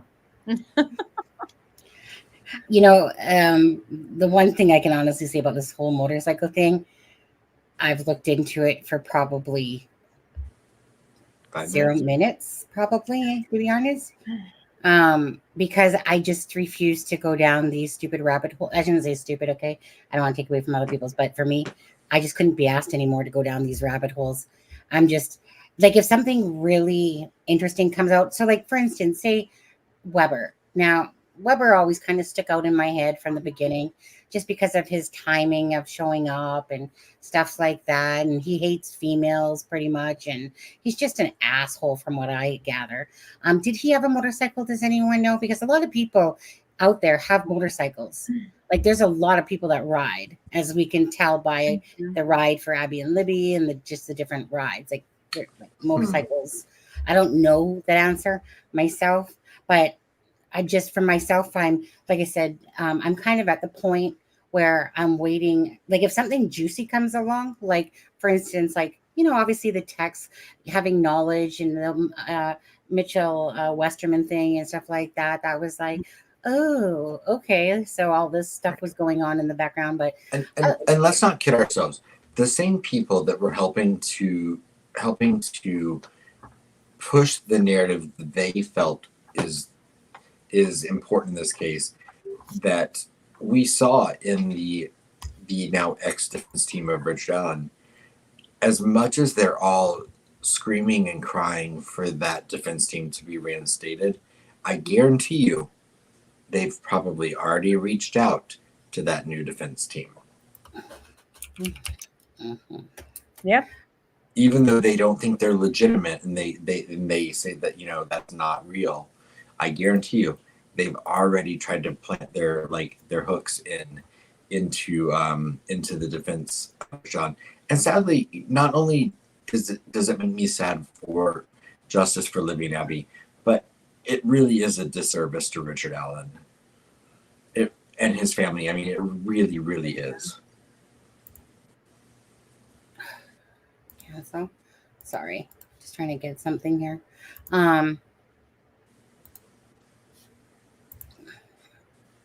I just wanted to pull up that one thing because you know how there was the 5 pieces, you guys, of the thumb drive. You know, what do you guys make of that though? Just of anything for this, like Alan's motorcycle. And well, I will say this. I don't know if it's true or not. Privately, Brandon Woodhouse told me he deleted those empty things and he wrote empty. Oh, What? really? Shut up. I told you that, Sonny. Shut the front door. What? Say that again. Did you tell me that, Adam? Privately. Well, no. So Brandon Woodhouse posted a video and some people are like, oh, this guy's talking. So I replied with a comment on YouTube. And I guess he had seen my videos and he said he wanted to talk to me. And I tried to type my email. It wasn't showing. So I found him on Facebook. We exchanged a few Facebook messages. And he started talking about Mark Cohen or whatever, Mark Roberts. He said he did not. This is back in. So I was chatting with him after he chatted with Mark Roberts. Mm-hmm. Brandon said he did not trust Mark. He said he was like a snake or something like that. True. Brandon said sometimes he tests people by saying, like, here's a confidential document to see how trustworthy they are. Mm-hmm. So at some point, Brandon said about these 3 empties, he said that he deleted what was below it and wrote empty. So I don't know if that's true or not. I don't know if this is a true thing that Baldwin sent to Brandon, because I did not want Brandon to send me evidence. So I never asked, he never sent me anything. But he did mention that he wrote empty there. So And Tom, didn't you say that it looked that he said when you sent a screenshot to him that he said it looked altered? I may have told him about what Mark Robert posted on that Facebook group. Mm-hmm. I don't recall what Brandon said. I do have it somewhere, but not on this computer. So that fake death certificate I still don't know why you would do that, but that would be consistent with what you said that Woodhouse said that Mark would do. Mm-hmm. I'm sorry, go ahead. What did you say? Which death certificates are you referring to? Because I know that this happened a few months ago where somebody looked on Ancestry.com. They found 2 death certificates that. I believe those are real, and I may be in the minority in this So are you panel. referring to something else with what you Yes. just said? So in the messages in Woodhouse's video that he put up with him, between him and Mark had sent him a little like snippet. It was like the bottom corner, maybe bottom like quarter of the paper, and it was supposed to be Libby's death certificate. And he said, I have this. You cannot like share this with anybody else. Yeah. This is major private. I got this before the funeral home was chosen for Libby, which that doesn't make sense either, because I'm pretty sure that's not how death certificates work. But you can tell it's fake because it has the wrong city at the very top. If you like look at all the boxes, it's super fake. I don't trust any of them. All of them. They all suck. They're all a bunch of liars. I like, honestly, I don't even know what to believe between them all. Like Forston, you can tell he was obviously given out information or he had knowledge prior. That's fact by his posts, and stuff like that, as the something warrior, whatever he was. It's fact that Andrew Baldwin admitted that Mitch Westerman had, come into his office apparently at sometime in August or whatever, and whatever. Honestly, between Brandon, between Mark, between all of that, it's honestly a headache. It's a head spinner because like they're all like, everyone's just liars. I don't even care if it's the news people going, I've never seen the photos. Shut up, you liars. Oh, someone sent them to me, but I didn't look. So I don't even know what to believe anymore. That's why I'm just kind of wanting to get to the true evidence of the case, like the factual stuff of what is out there. Because at the moment, like I said, we've seen death certificates from last year, for Abby and the Bee and stuff like that. And then you say, and I know, Ivy, that you do really good quality work, as well for your deep diving, so, At this point, I won't believe unless the police tell me that they're fake. I won't believe you. Nobody. Yeah. But Shelley said that they do have false information. These were not from something that you can change as like a customer. It was information from the state of Indiana's like vital records office. Right. Well, Ivy, that makes sense logically what you just said about not believing something unless law enforcement tells you, but there's a lot of people that especially won't believe it if it comes from law enforcement at this point. Right. Don't trust them either. I realize that there can be corruption. There can be, but think about, the FBI would have to be involved in that corruption. The ISP, the Delphi, Carroll County. They had, what was the organization they had? ACLU. Yeah. Well, it was a group that they had policemen from Terre Haute, and was it Unified Command? Yeah, Unified Command. All that. The prosecutor would have to be involved. All of those people would have to be involved. What is the likelihood?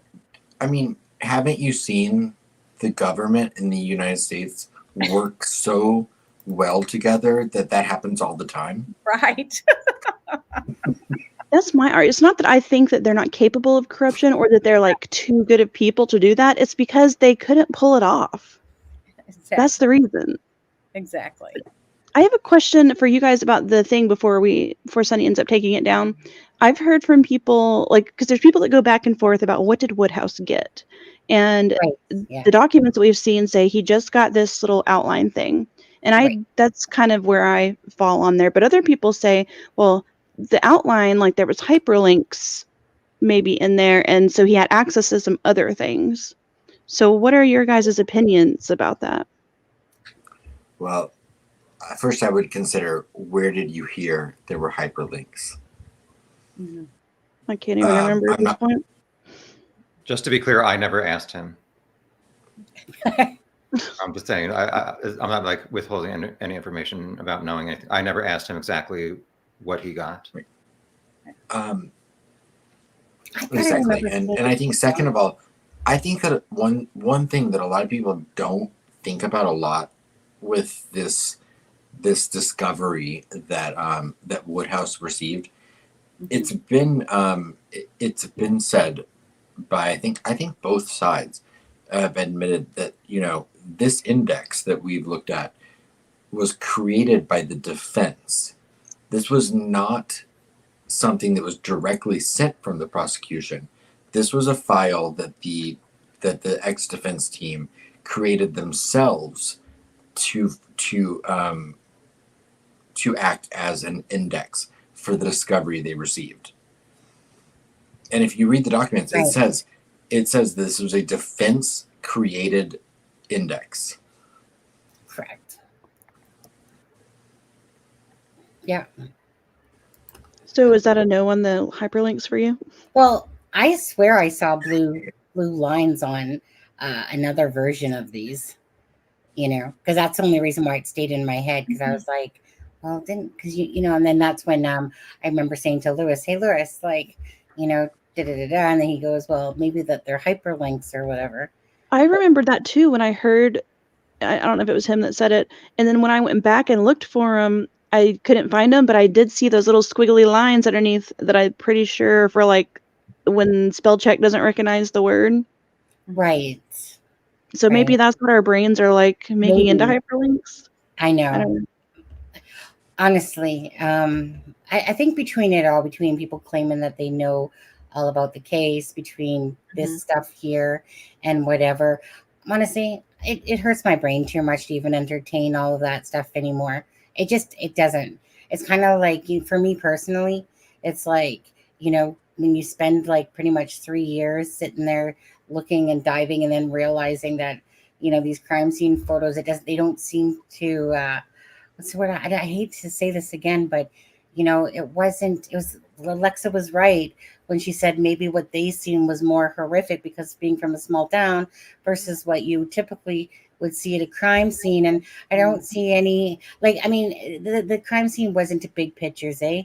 Like, for people that have seen them, they know that it was just kind of like Libby, Abby, and then a couple more, like a leg shot and headshot of Abby.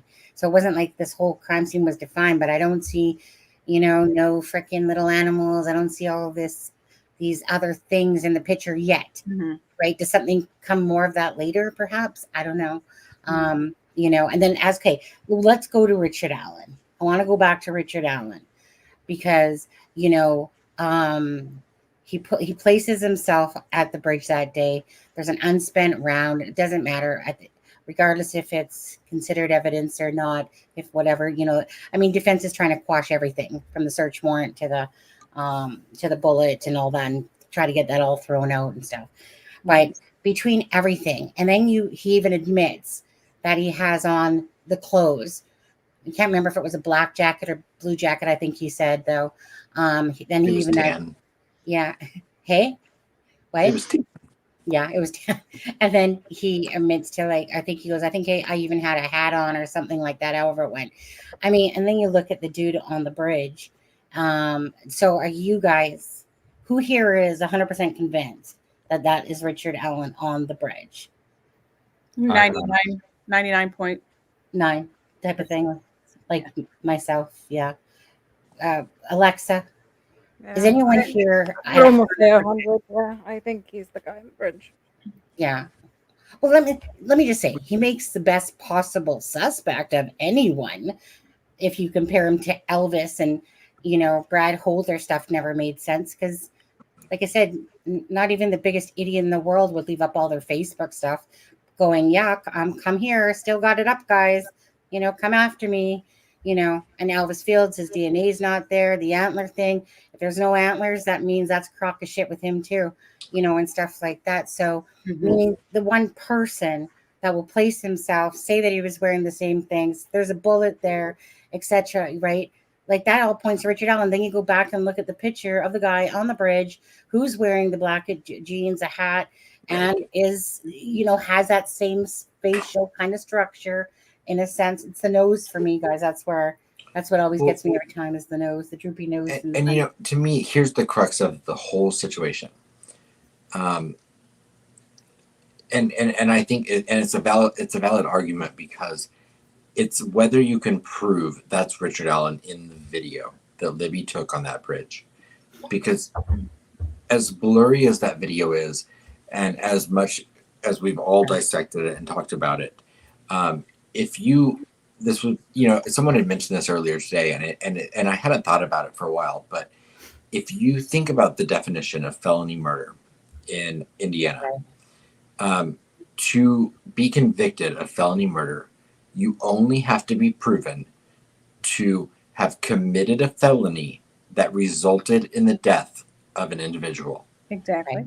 In this case, we have someone that has been charged with 2 counts of felony murder, and the count that they have been accused of that for is in kidnapping.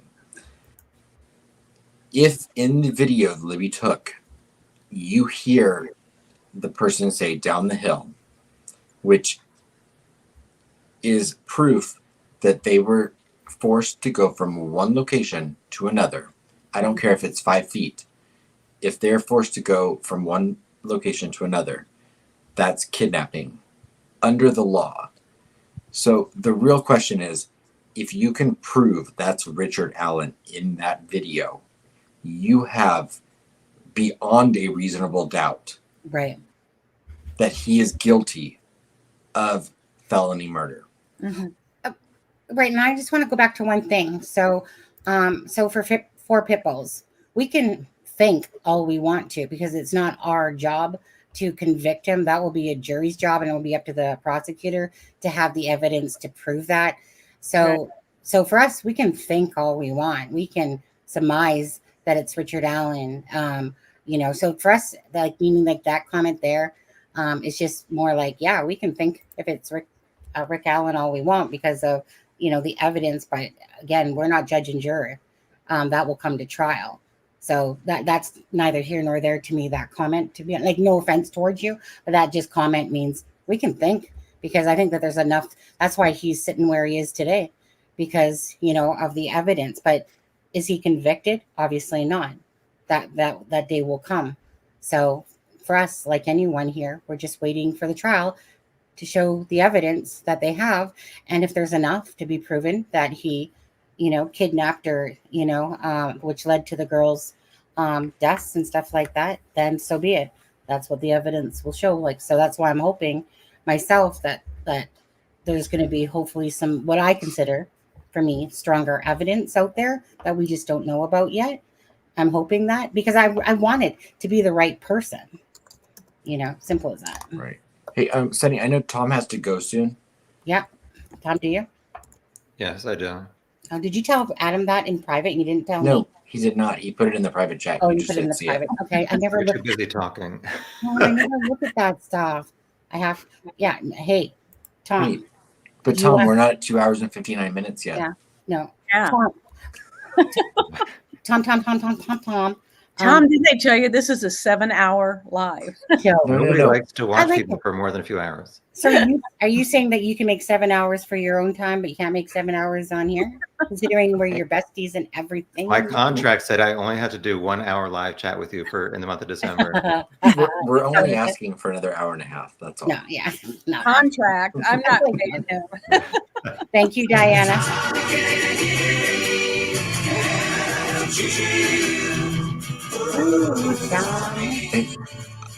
I think now Tom knows how I feel when I watch his live streams. Oh my. That song, when it does kick in, though, it really, and then now that you're here, it even makes it that much more special. Thank you, Charmaine, for that, by the way. And Diana, thank you for that super chat. So, Tom, seeing as that you're just, a little bit so busy right now and have to log off soon, what else would you like to say or bring up before you go? We'll go soon too, but is there anything? I don't know. I guess, what do you guys think is going to happen with the Supreme Court? Okay, that was one of the questions I wanted to ask. Yeah. Okay, start with you, actually, Tom. What do you think? I don't know. It just seems like there probably won't be a resolution. There's going to be a lot of arguing still for probably a few more weeks or months. And who knows even when the Supreme Court is going to decide on it. It's a huge decision. I don't know how concerned they are with the ramifications of whichever decision they choose. Because I think Judge Gull has not followed certain procedures, and I do agree that the defense, I think they are incompetent at certain points, and I do think they have lied. So I would be okay with all three of them getting off the case. Although, I mean, I'd hate to see it be delayed another year, but Mhm. I don't know. Alexa? Yeah, I agree. I mean, I don't think the Supreme Court is going to go against their own judge. I honestly don't see that happening. So, I mean, even though I don't like Baldwin and that, but I do believe some of their rights were violated, especially Rossi, that he was not involved. But at this point, like Tom said, I honestly want to see the three of them go, because whoever stays at this point, I don't think they can be, this can be partial. Like, I just don't want them.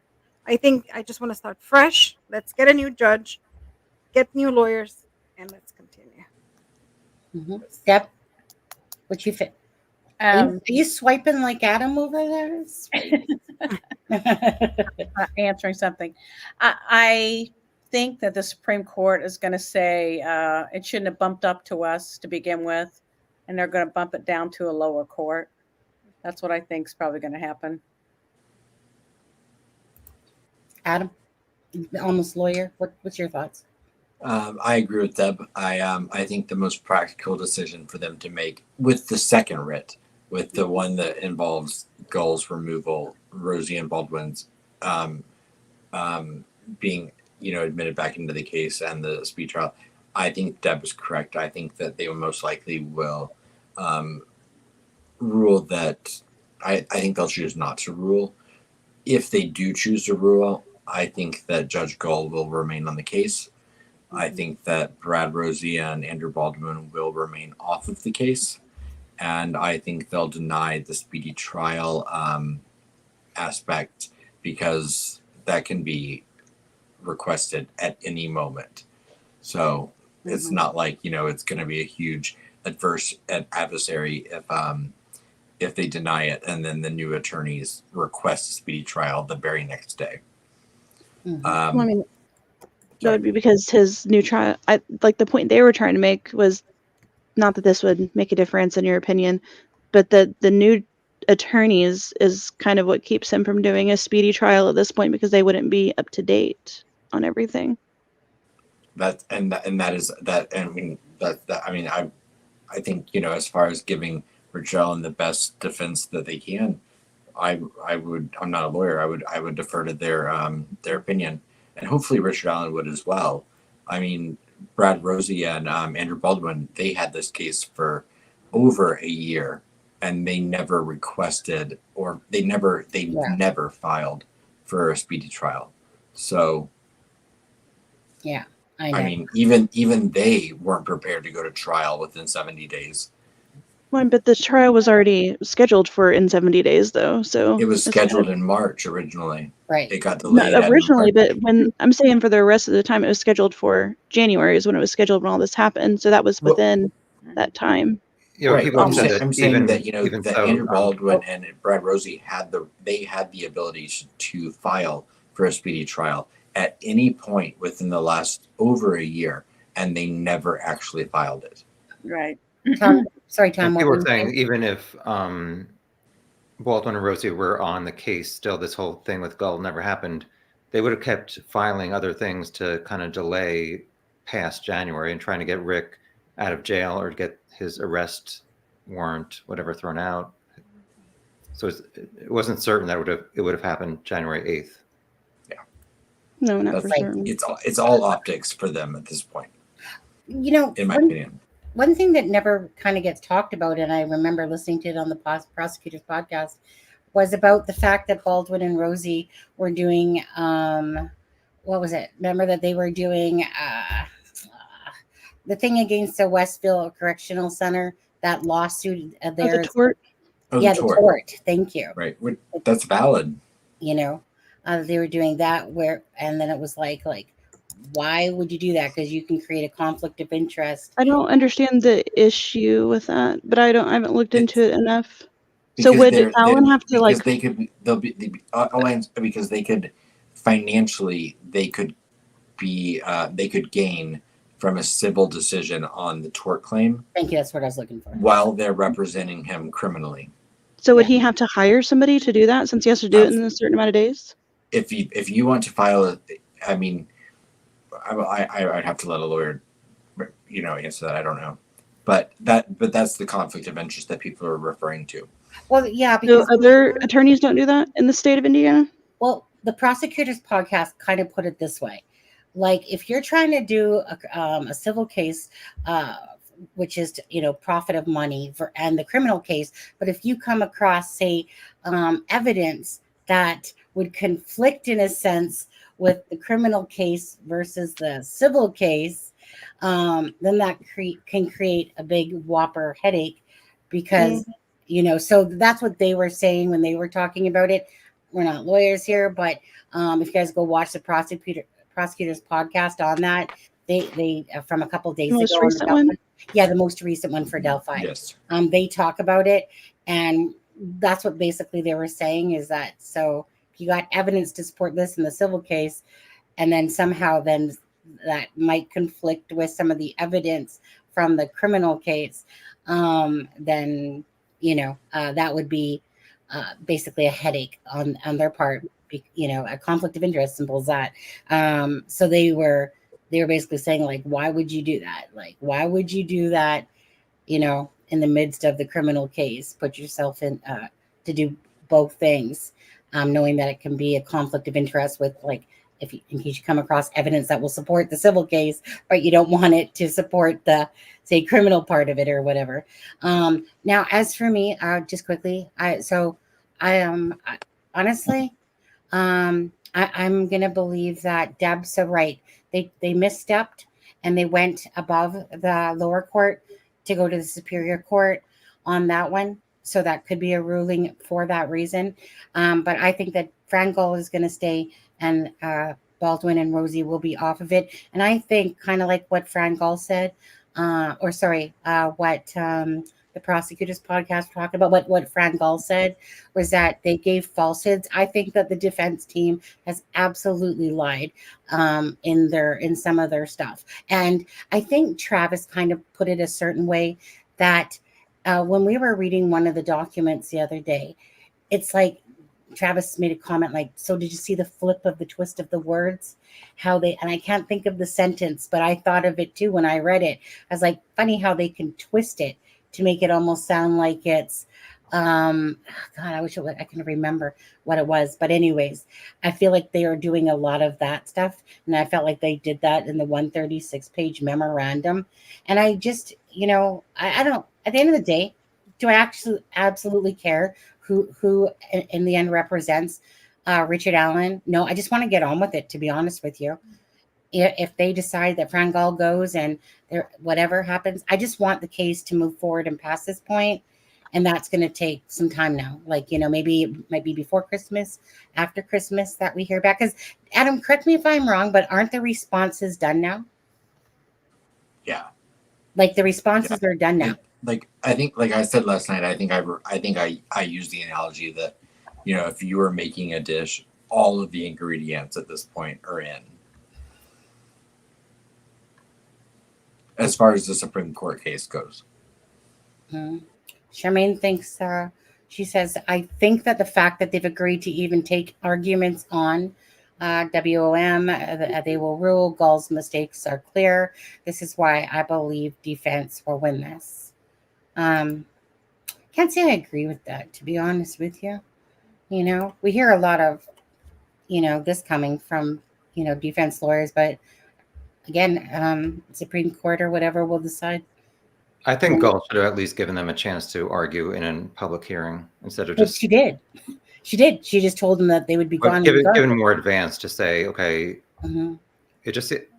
I agree. I don't know. I think it was a little too quick in the Chambers meeting on the 19th of October. It's sketchy.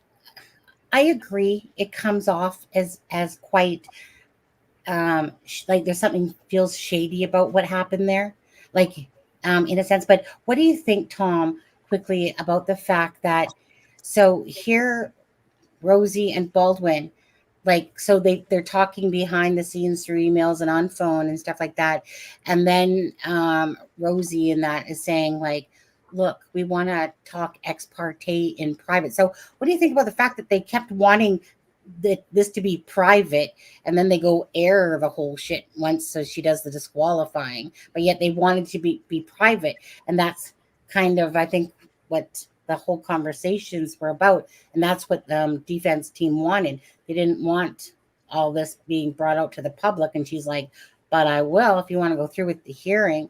Like, this is what I intend to say. I don't know. I feel like they're like, just when you look at it, like perception wise, it does feel like it was like, well, we talked, you said, like, I don't even think it was a for sure disqualification, but talk about disqualifying was mentioned. And then it just seems to the perception that it was kind of like, okay, so this is the way it's going to happen, boys. We're going to have the hearing today, and pretty much your ass is grass. So, I don't want to have to do this, but I'm willing to let us go through the hearing. But regardless, your ass is grass, and you guys will be off the case. So that would, from what you described, like there wasn't notification that there was going to be a hearing and it was going to be about this, and like, Right. here's what we're going to argue. To what we're seeing or hear, like what we've seen, that's the way it comes across. Correct. Well, she told them a week before on the 12th that they should cease work on the case, but right. I don't know. I just think they should have had at least more warning about how close she was to kicking them off the case, and then have like a hearing. Yeah. Because obviously they had some witnesses for the state who are going to say what happened with the leak and stuff like that. So I think Baldwin and Rosie should have at least gotten more warning about how serious this was and give them a public hearing. I mean, I agree with some of Judge Gull's criticisms of them, but I just think it should have been more formal instead of the chambers thing. Yeah. And that I'll agree with, because I mean, the way it seemed like it was presented to them was simply like, yeah, we can go through with this hearing, and and I don't want to do this, and then he's saying, like, I don't know, Rosie was saying something about an ex parte, talking about it privately and blah, blah, blah, blah, blah. But I just feel like too, like it was, well, if somebody says to you, hey, look, I'm going to embarrass the fuck out of you guys, and then I'm going to disqualify you anyway. That's the way it came across, so I don't know anyone that would sit there and go, yep, I think I'll go forward with that, that 2 p.m. hearing. Especially since they asked for the cameras, and then once it was revealed that they were going to let the world see how this played out, they were like, we're leaving. But I can understand how they did not want to go out there. Yeah. But well, I'd have to go back and look again, but I thought I remembered the email, like, because you were talking about them, the defense requesting the meeting. I thought the whole point they were requesting that is because they were asking her, hey, what's going on? What is this going to be about? What are we discussing? And she wouldn't answer. So that's how the meeting came about. Yeah, they wanted to eliminate McClelland in there. And no, I didn't take it like that at all. That's what it was. That's exactly what was said. Prosecutor's podcast. I'm talking about the point of the meeting with Gull was to find out what the hearing was about, right? Which they should have known about before the hearing. Like, that's the whole part. This whole point of like scheduling the hearing and the notice. I mean, they knew.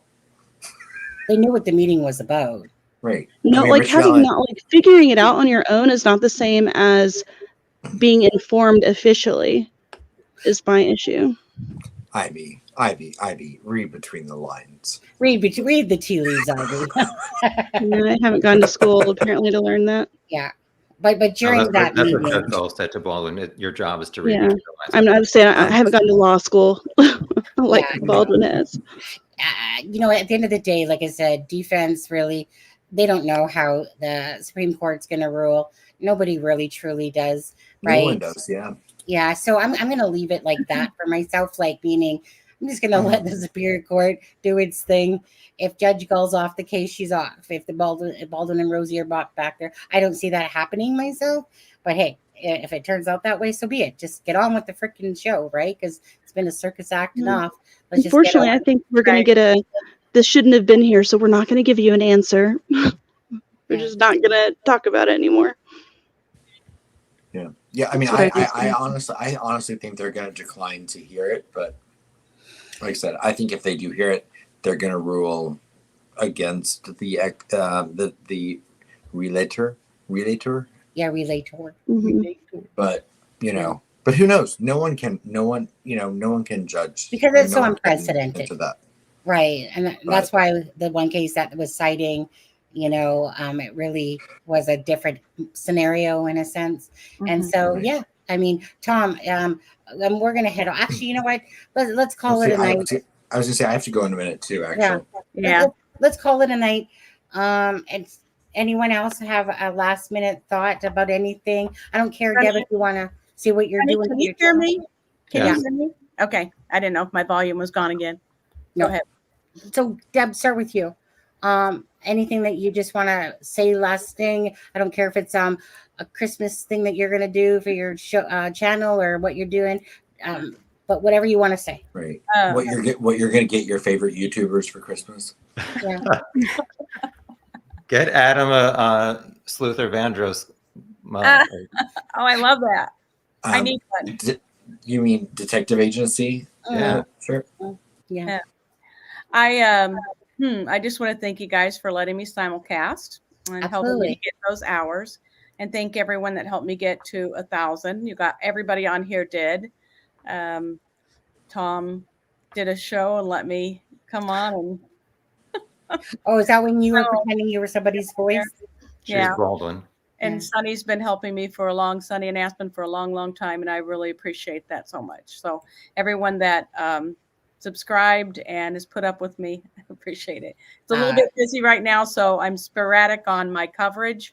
So just this time of year. I feel like this really kind of lifted my my thoughts and my spirits a bit because I was getting really frustrated with what I was hearing from people, and all the arguing and stuff like that. And just being with you guys tonight has really helped a lot in that respect. So thank you. We miss you. You Yeah. gotta come back more often.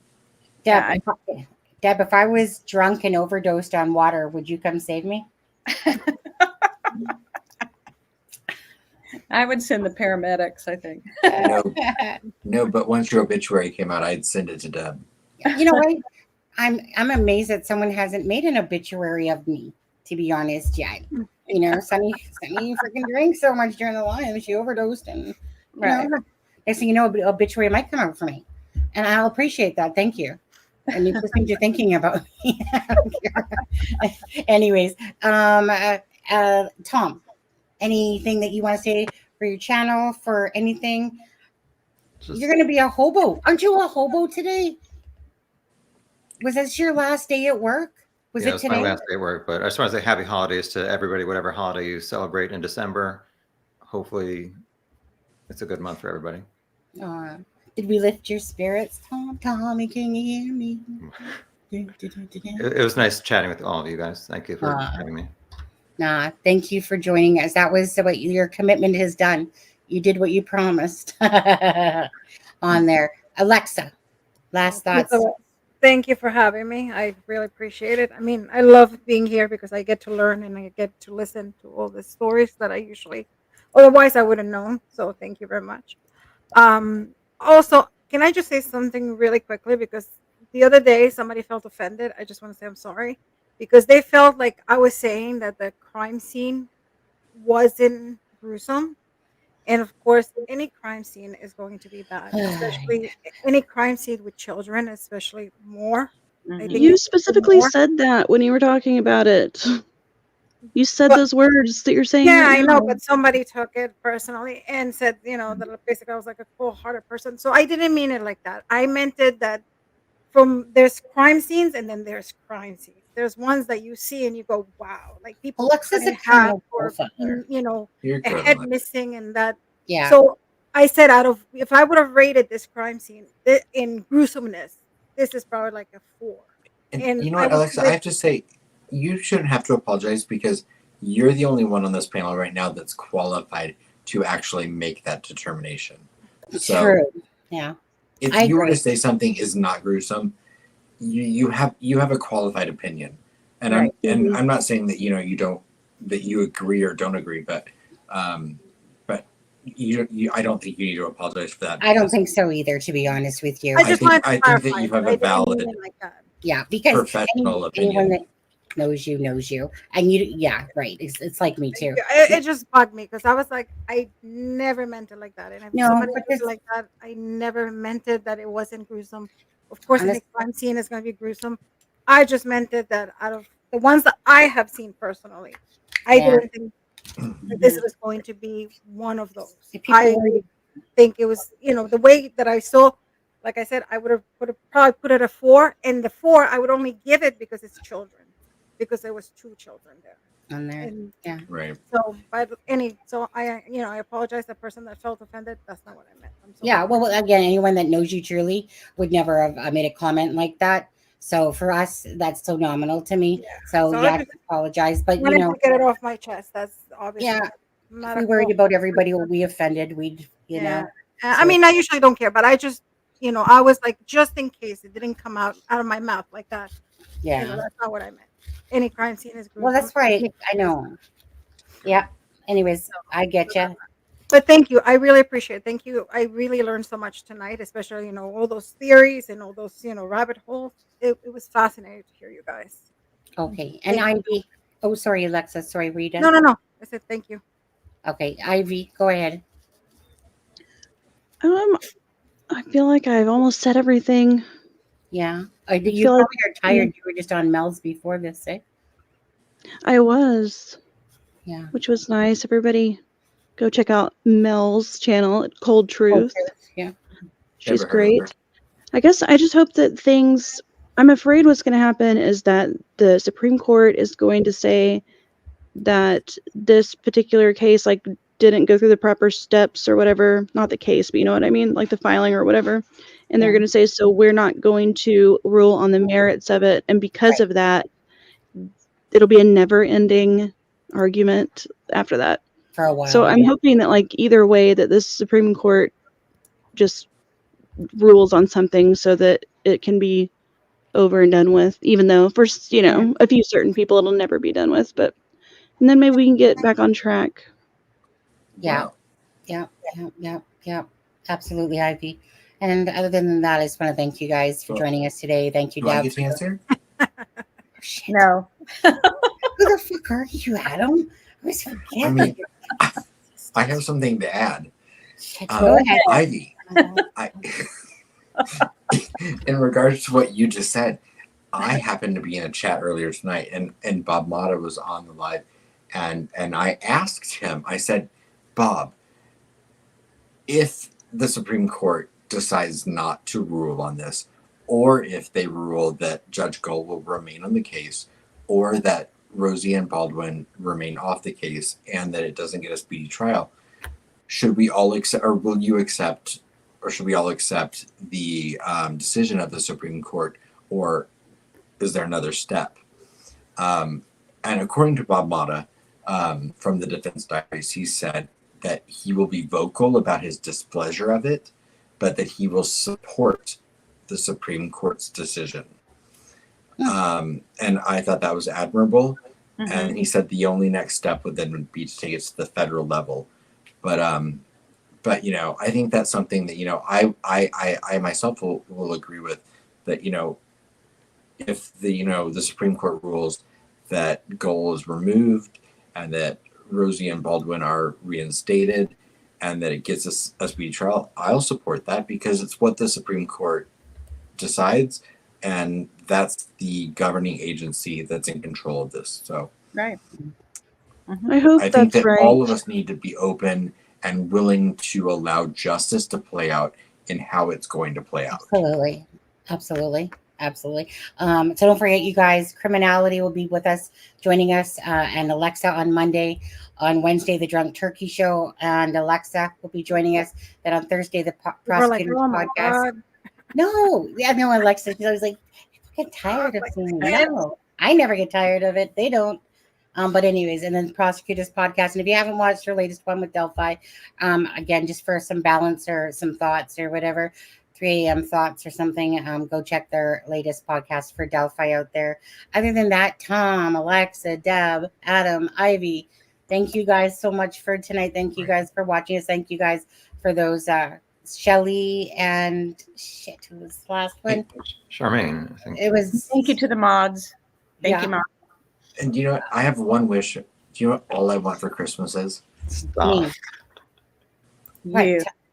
For Tom Webster to have the best Right. December he's ever had. Thank you, Can Aspen. you sing that? Yeah. That's it. I am. No, I shouldn't make you blush, but Tom, one day maybe you'll come up on this channel and you'll tell us a bunch of jokes, and we'll just sit there and listen. You know. And now, if you could do that before Christmas with just a bow on, okay, just a bow. Oh my god. That's it. In your recliner. Just a bow. Yeah. That would be great. No, seriously, that would be my Christmas present to With myself. some Mariah music in the background. Okay. So thank you to Diana and Shelly for those super chats earlier. Anyways, you guys have a great night. God bless and a happy Bye, December. everybody. Have a good Yeah. night. Bye. And then we're out of here. Thank you Good night, guys so everyone. much. Okay, let's do. I gotta find the extra. Oh, there we go. This is Sunny Justice and Aspen Connor from It's a Crime and Shame, wishing you all a good night.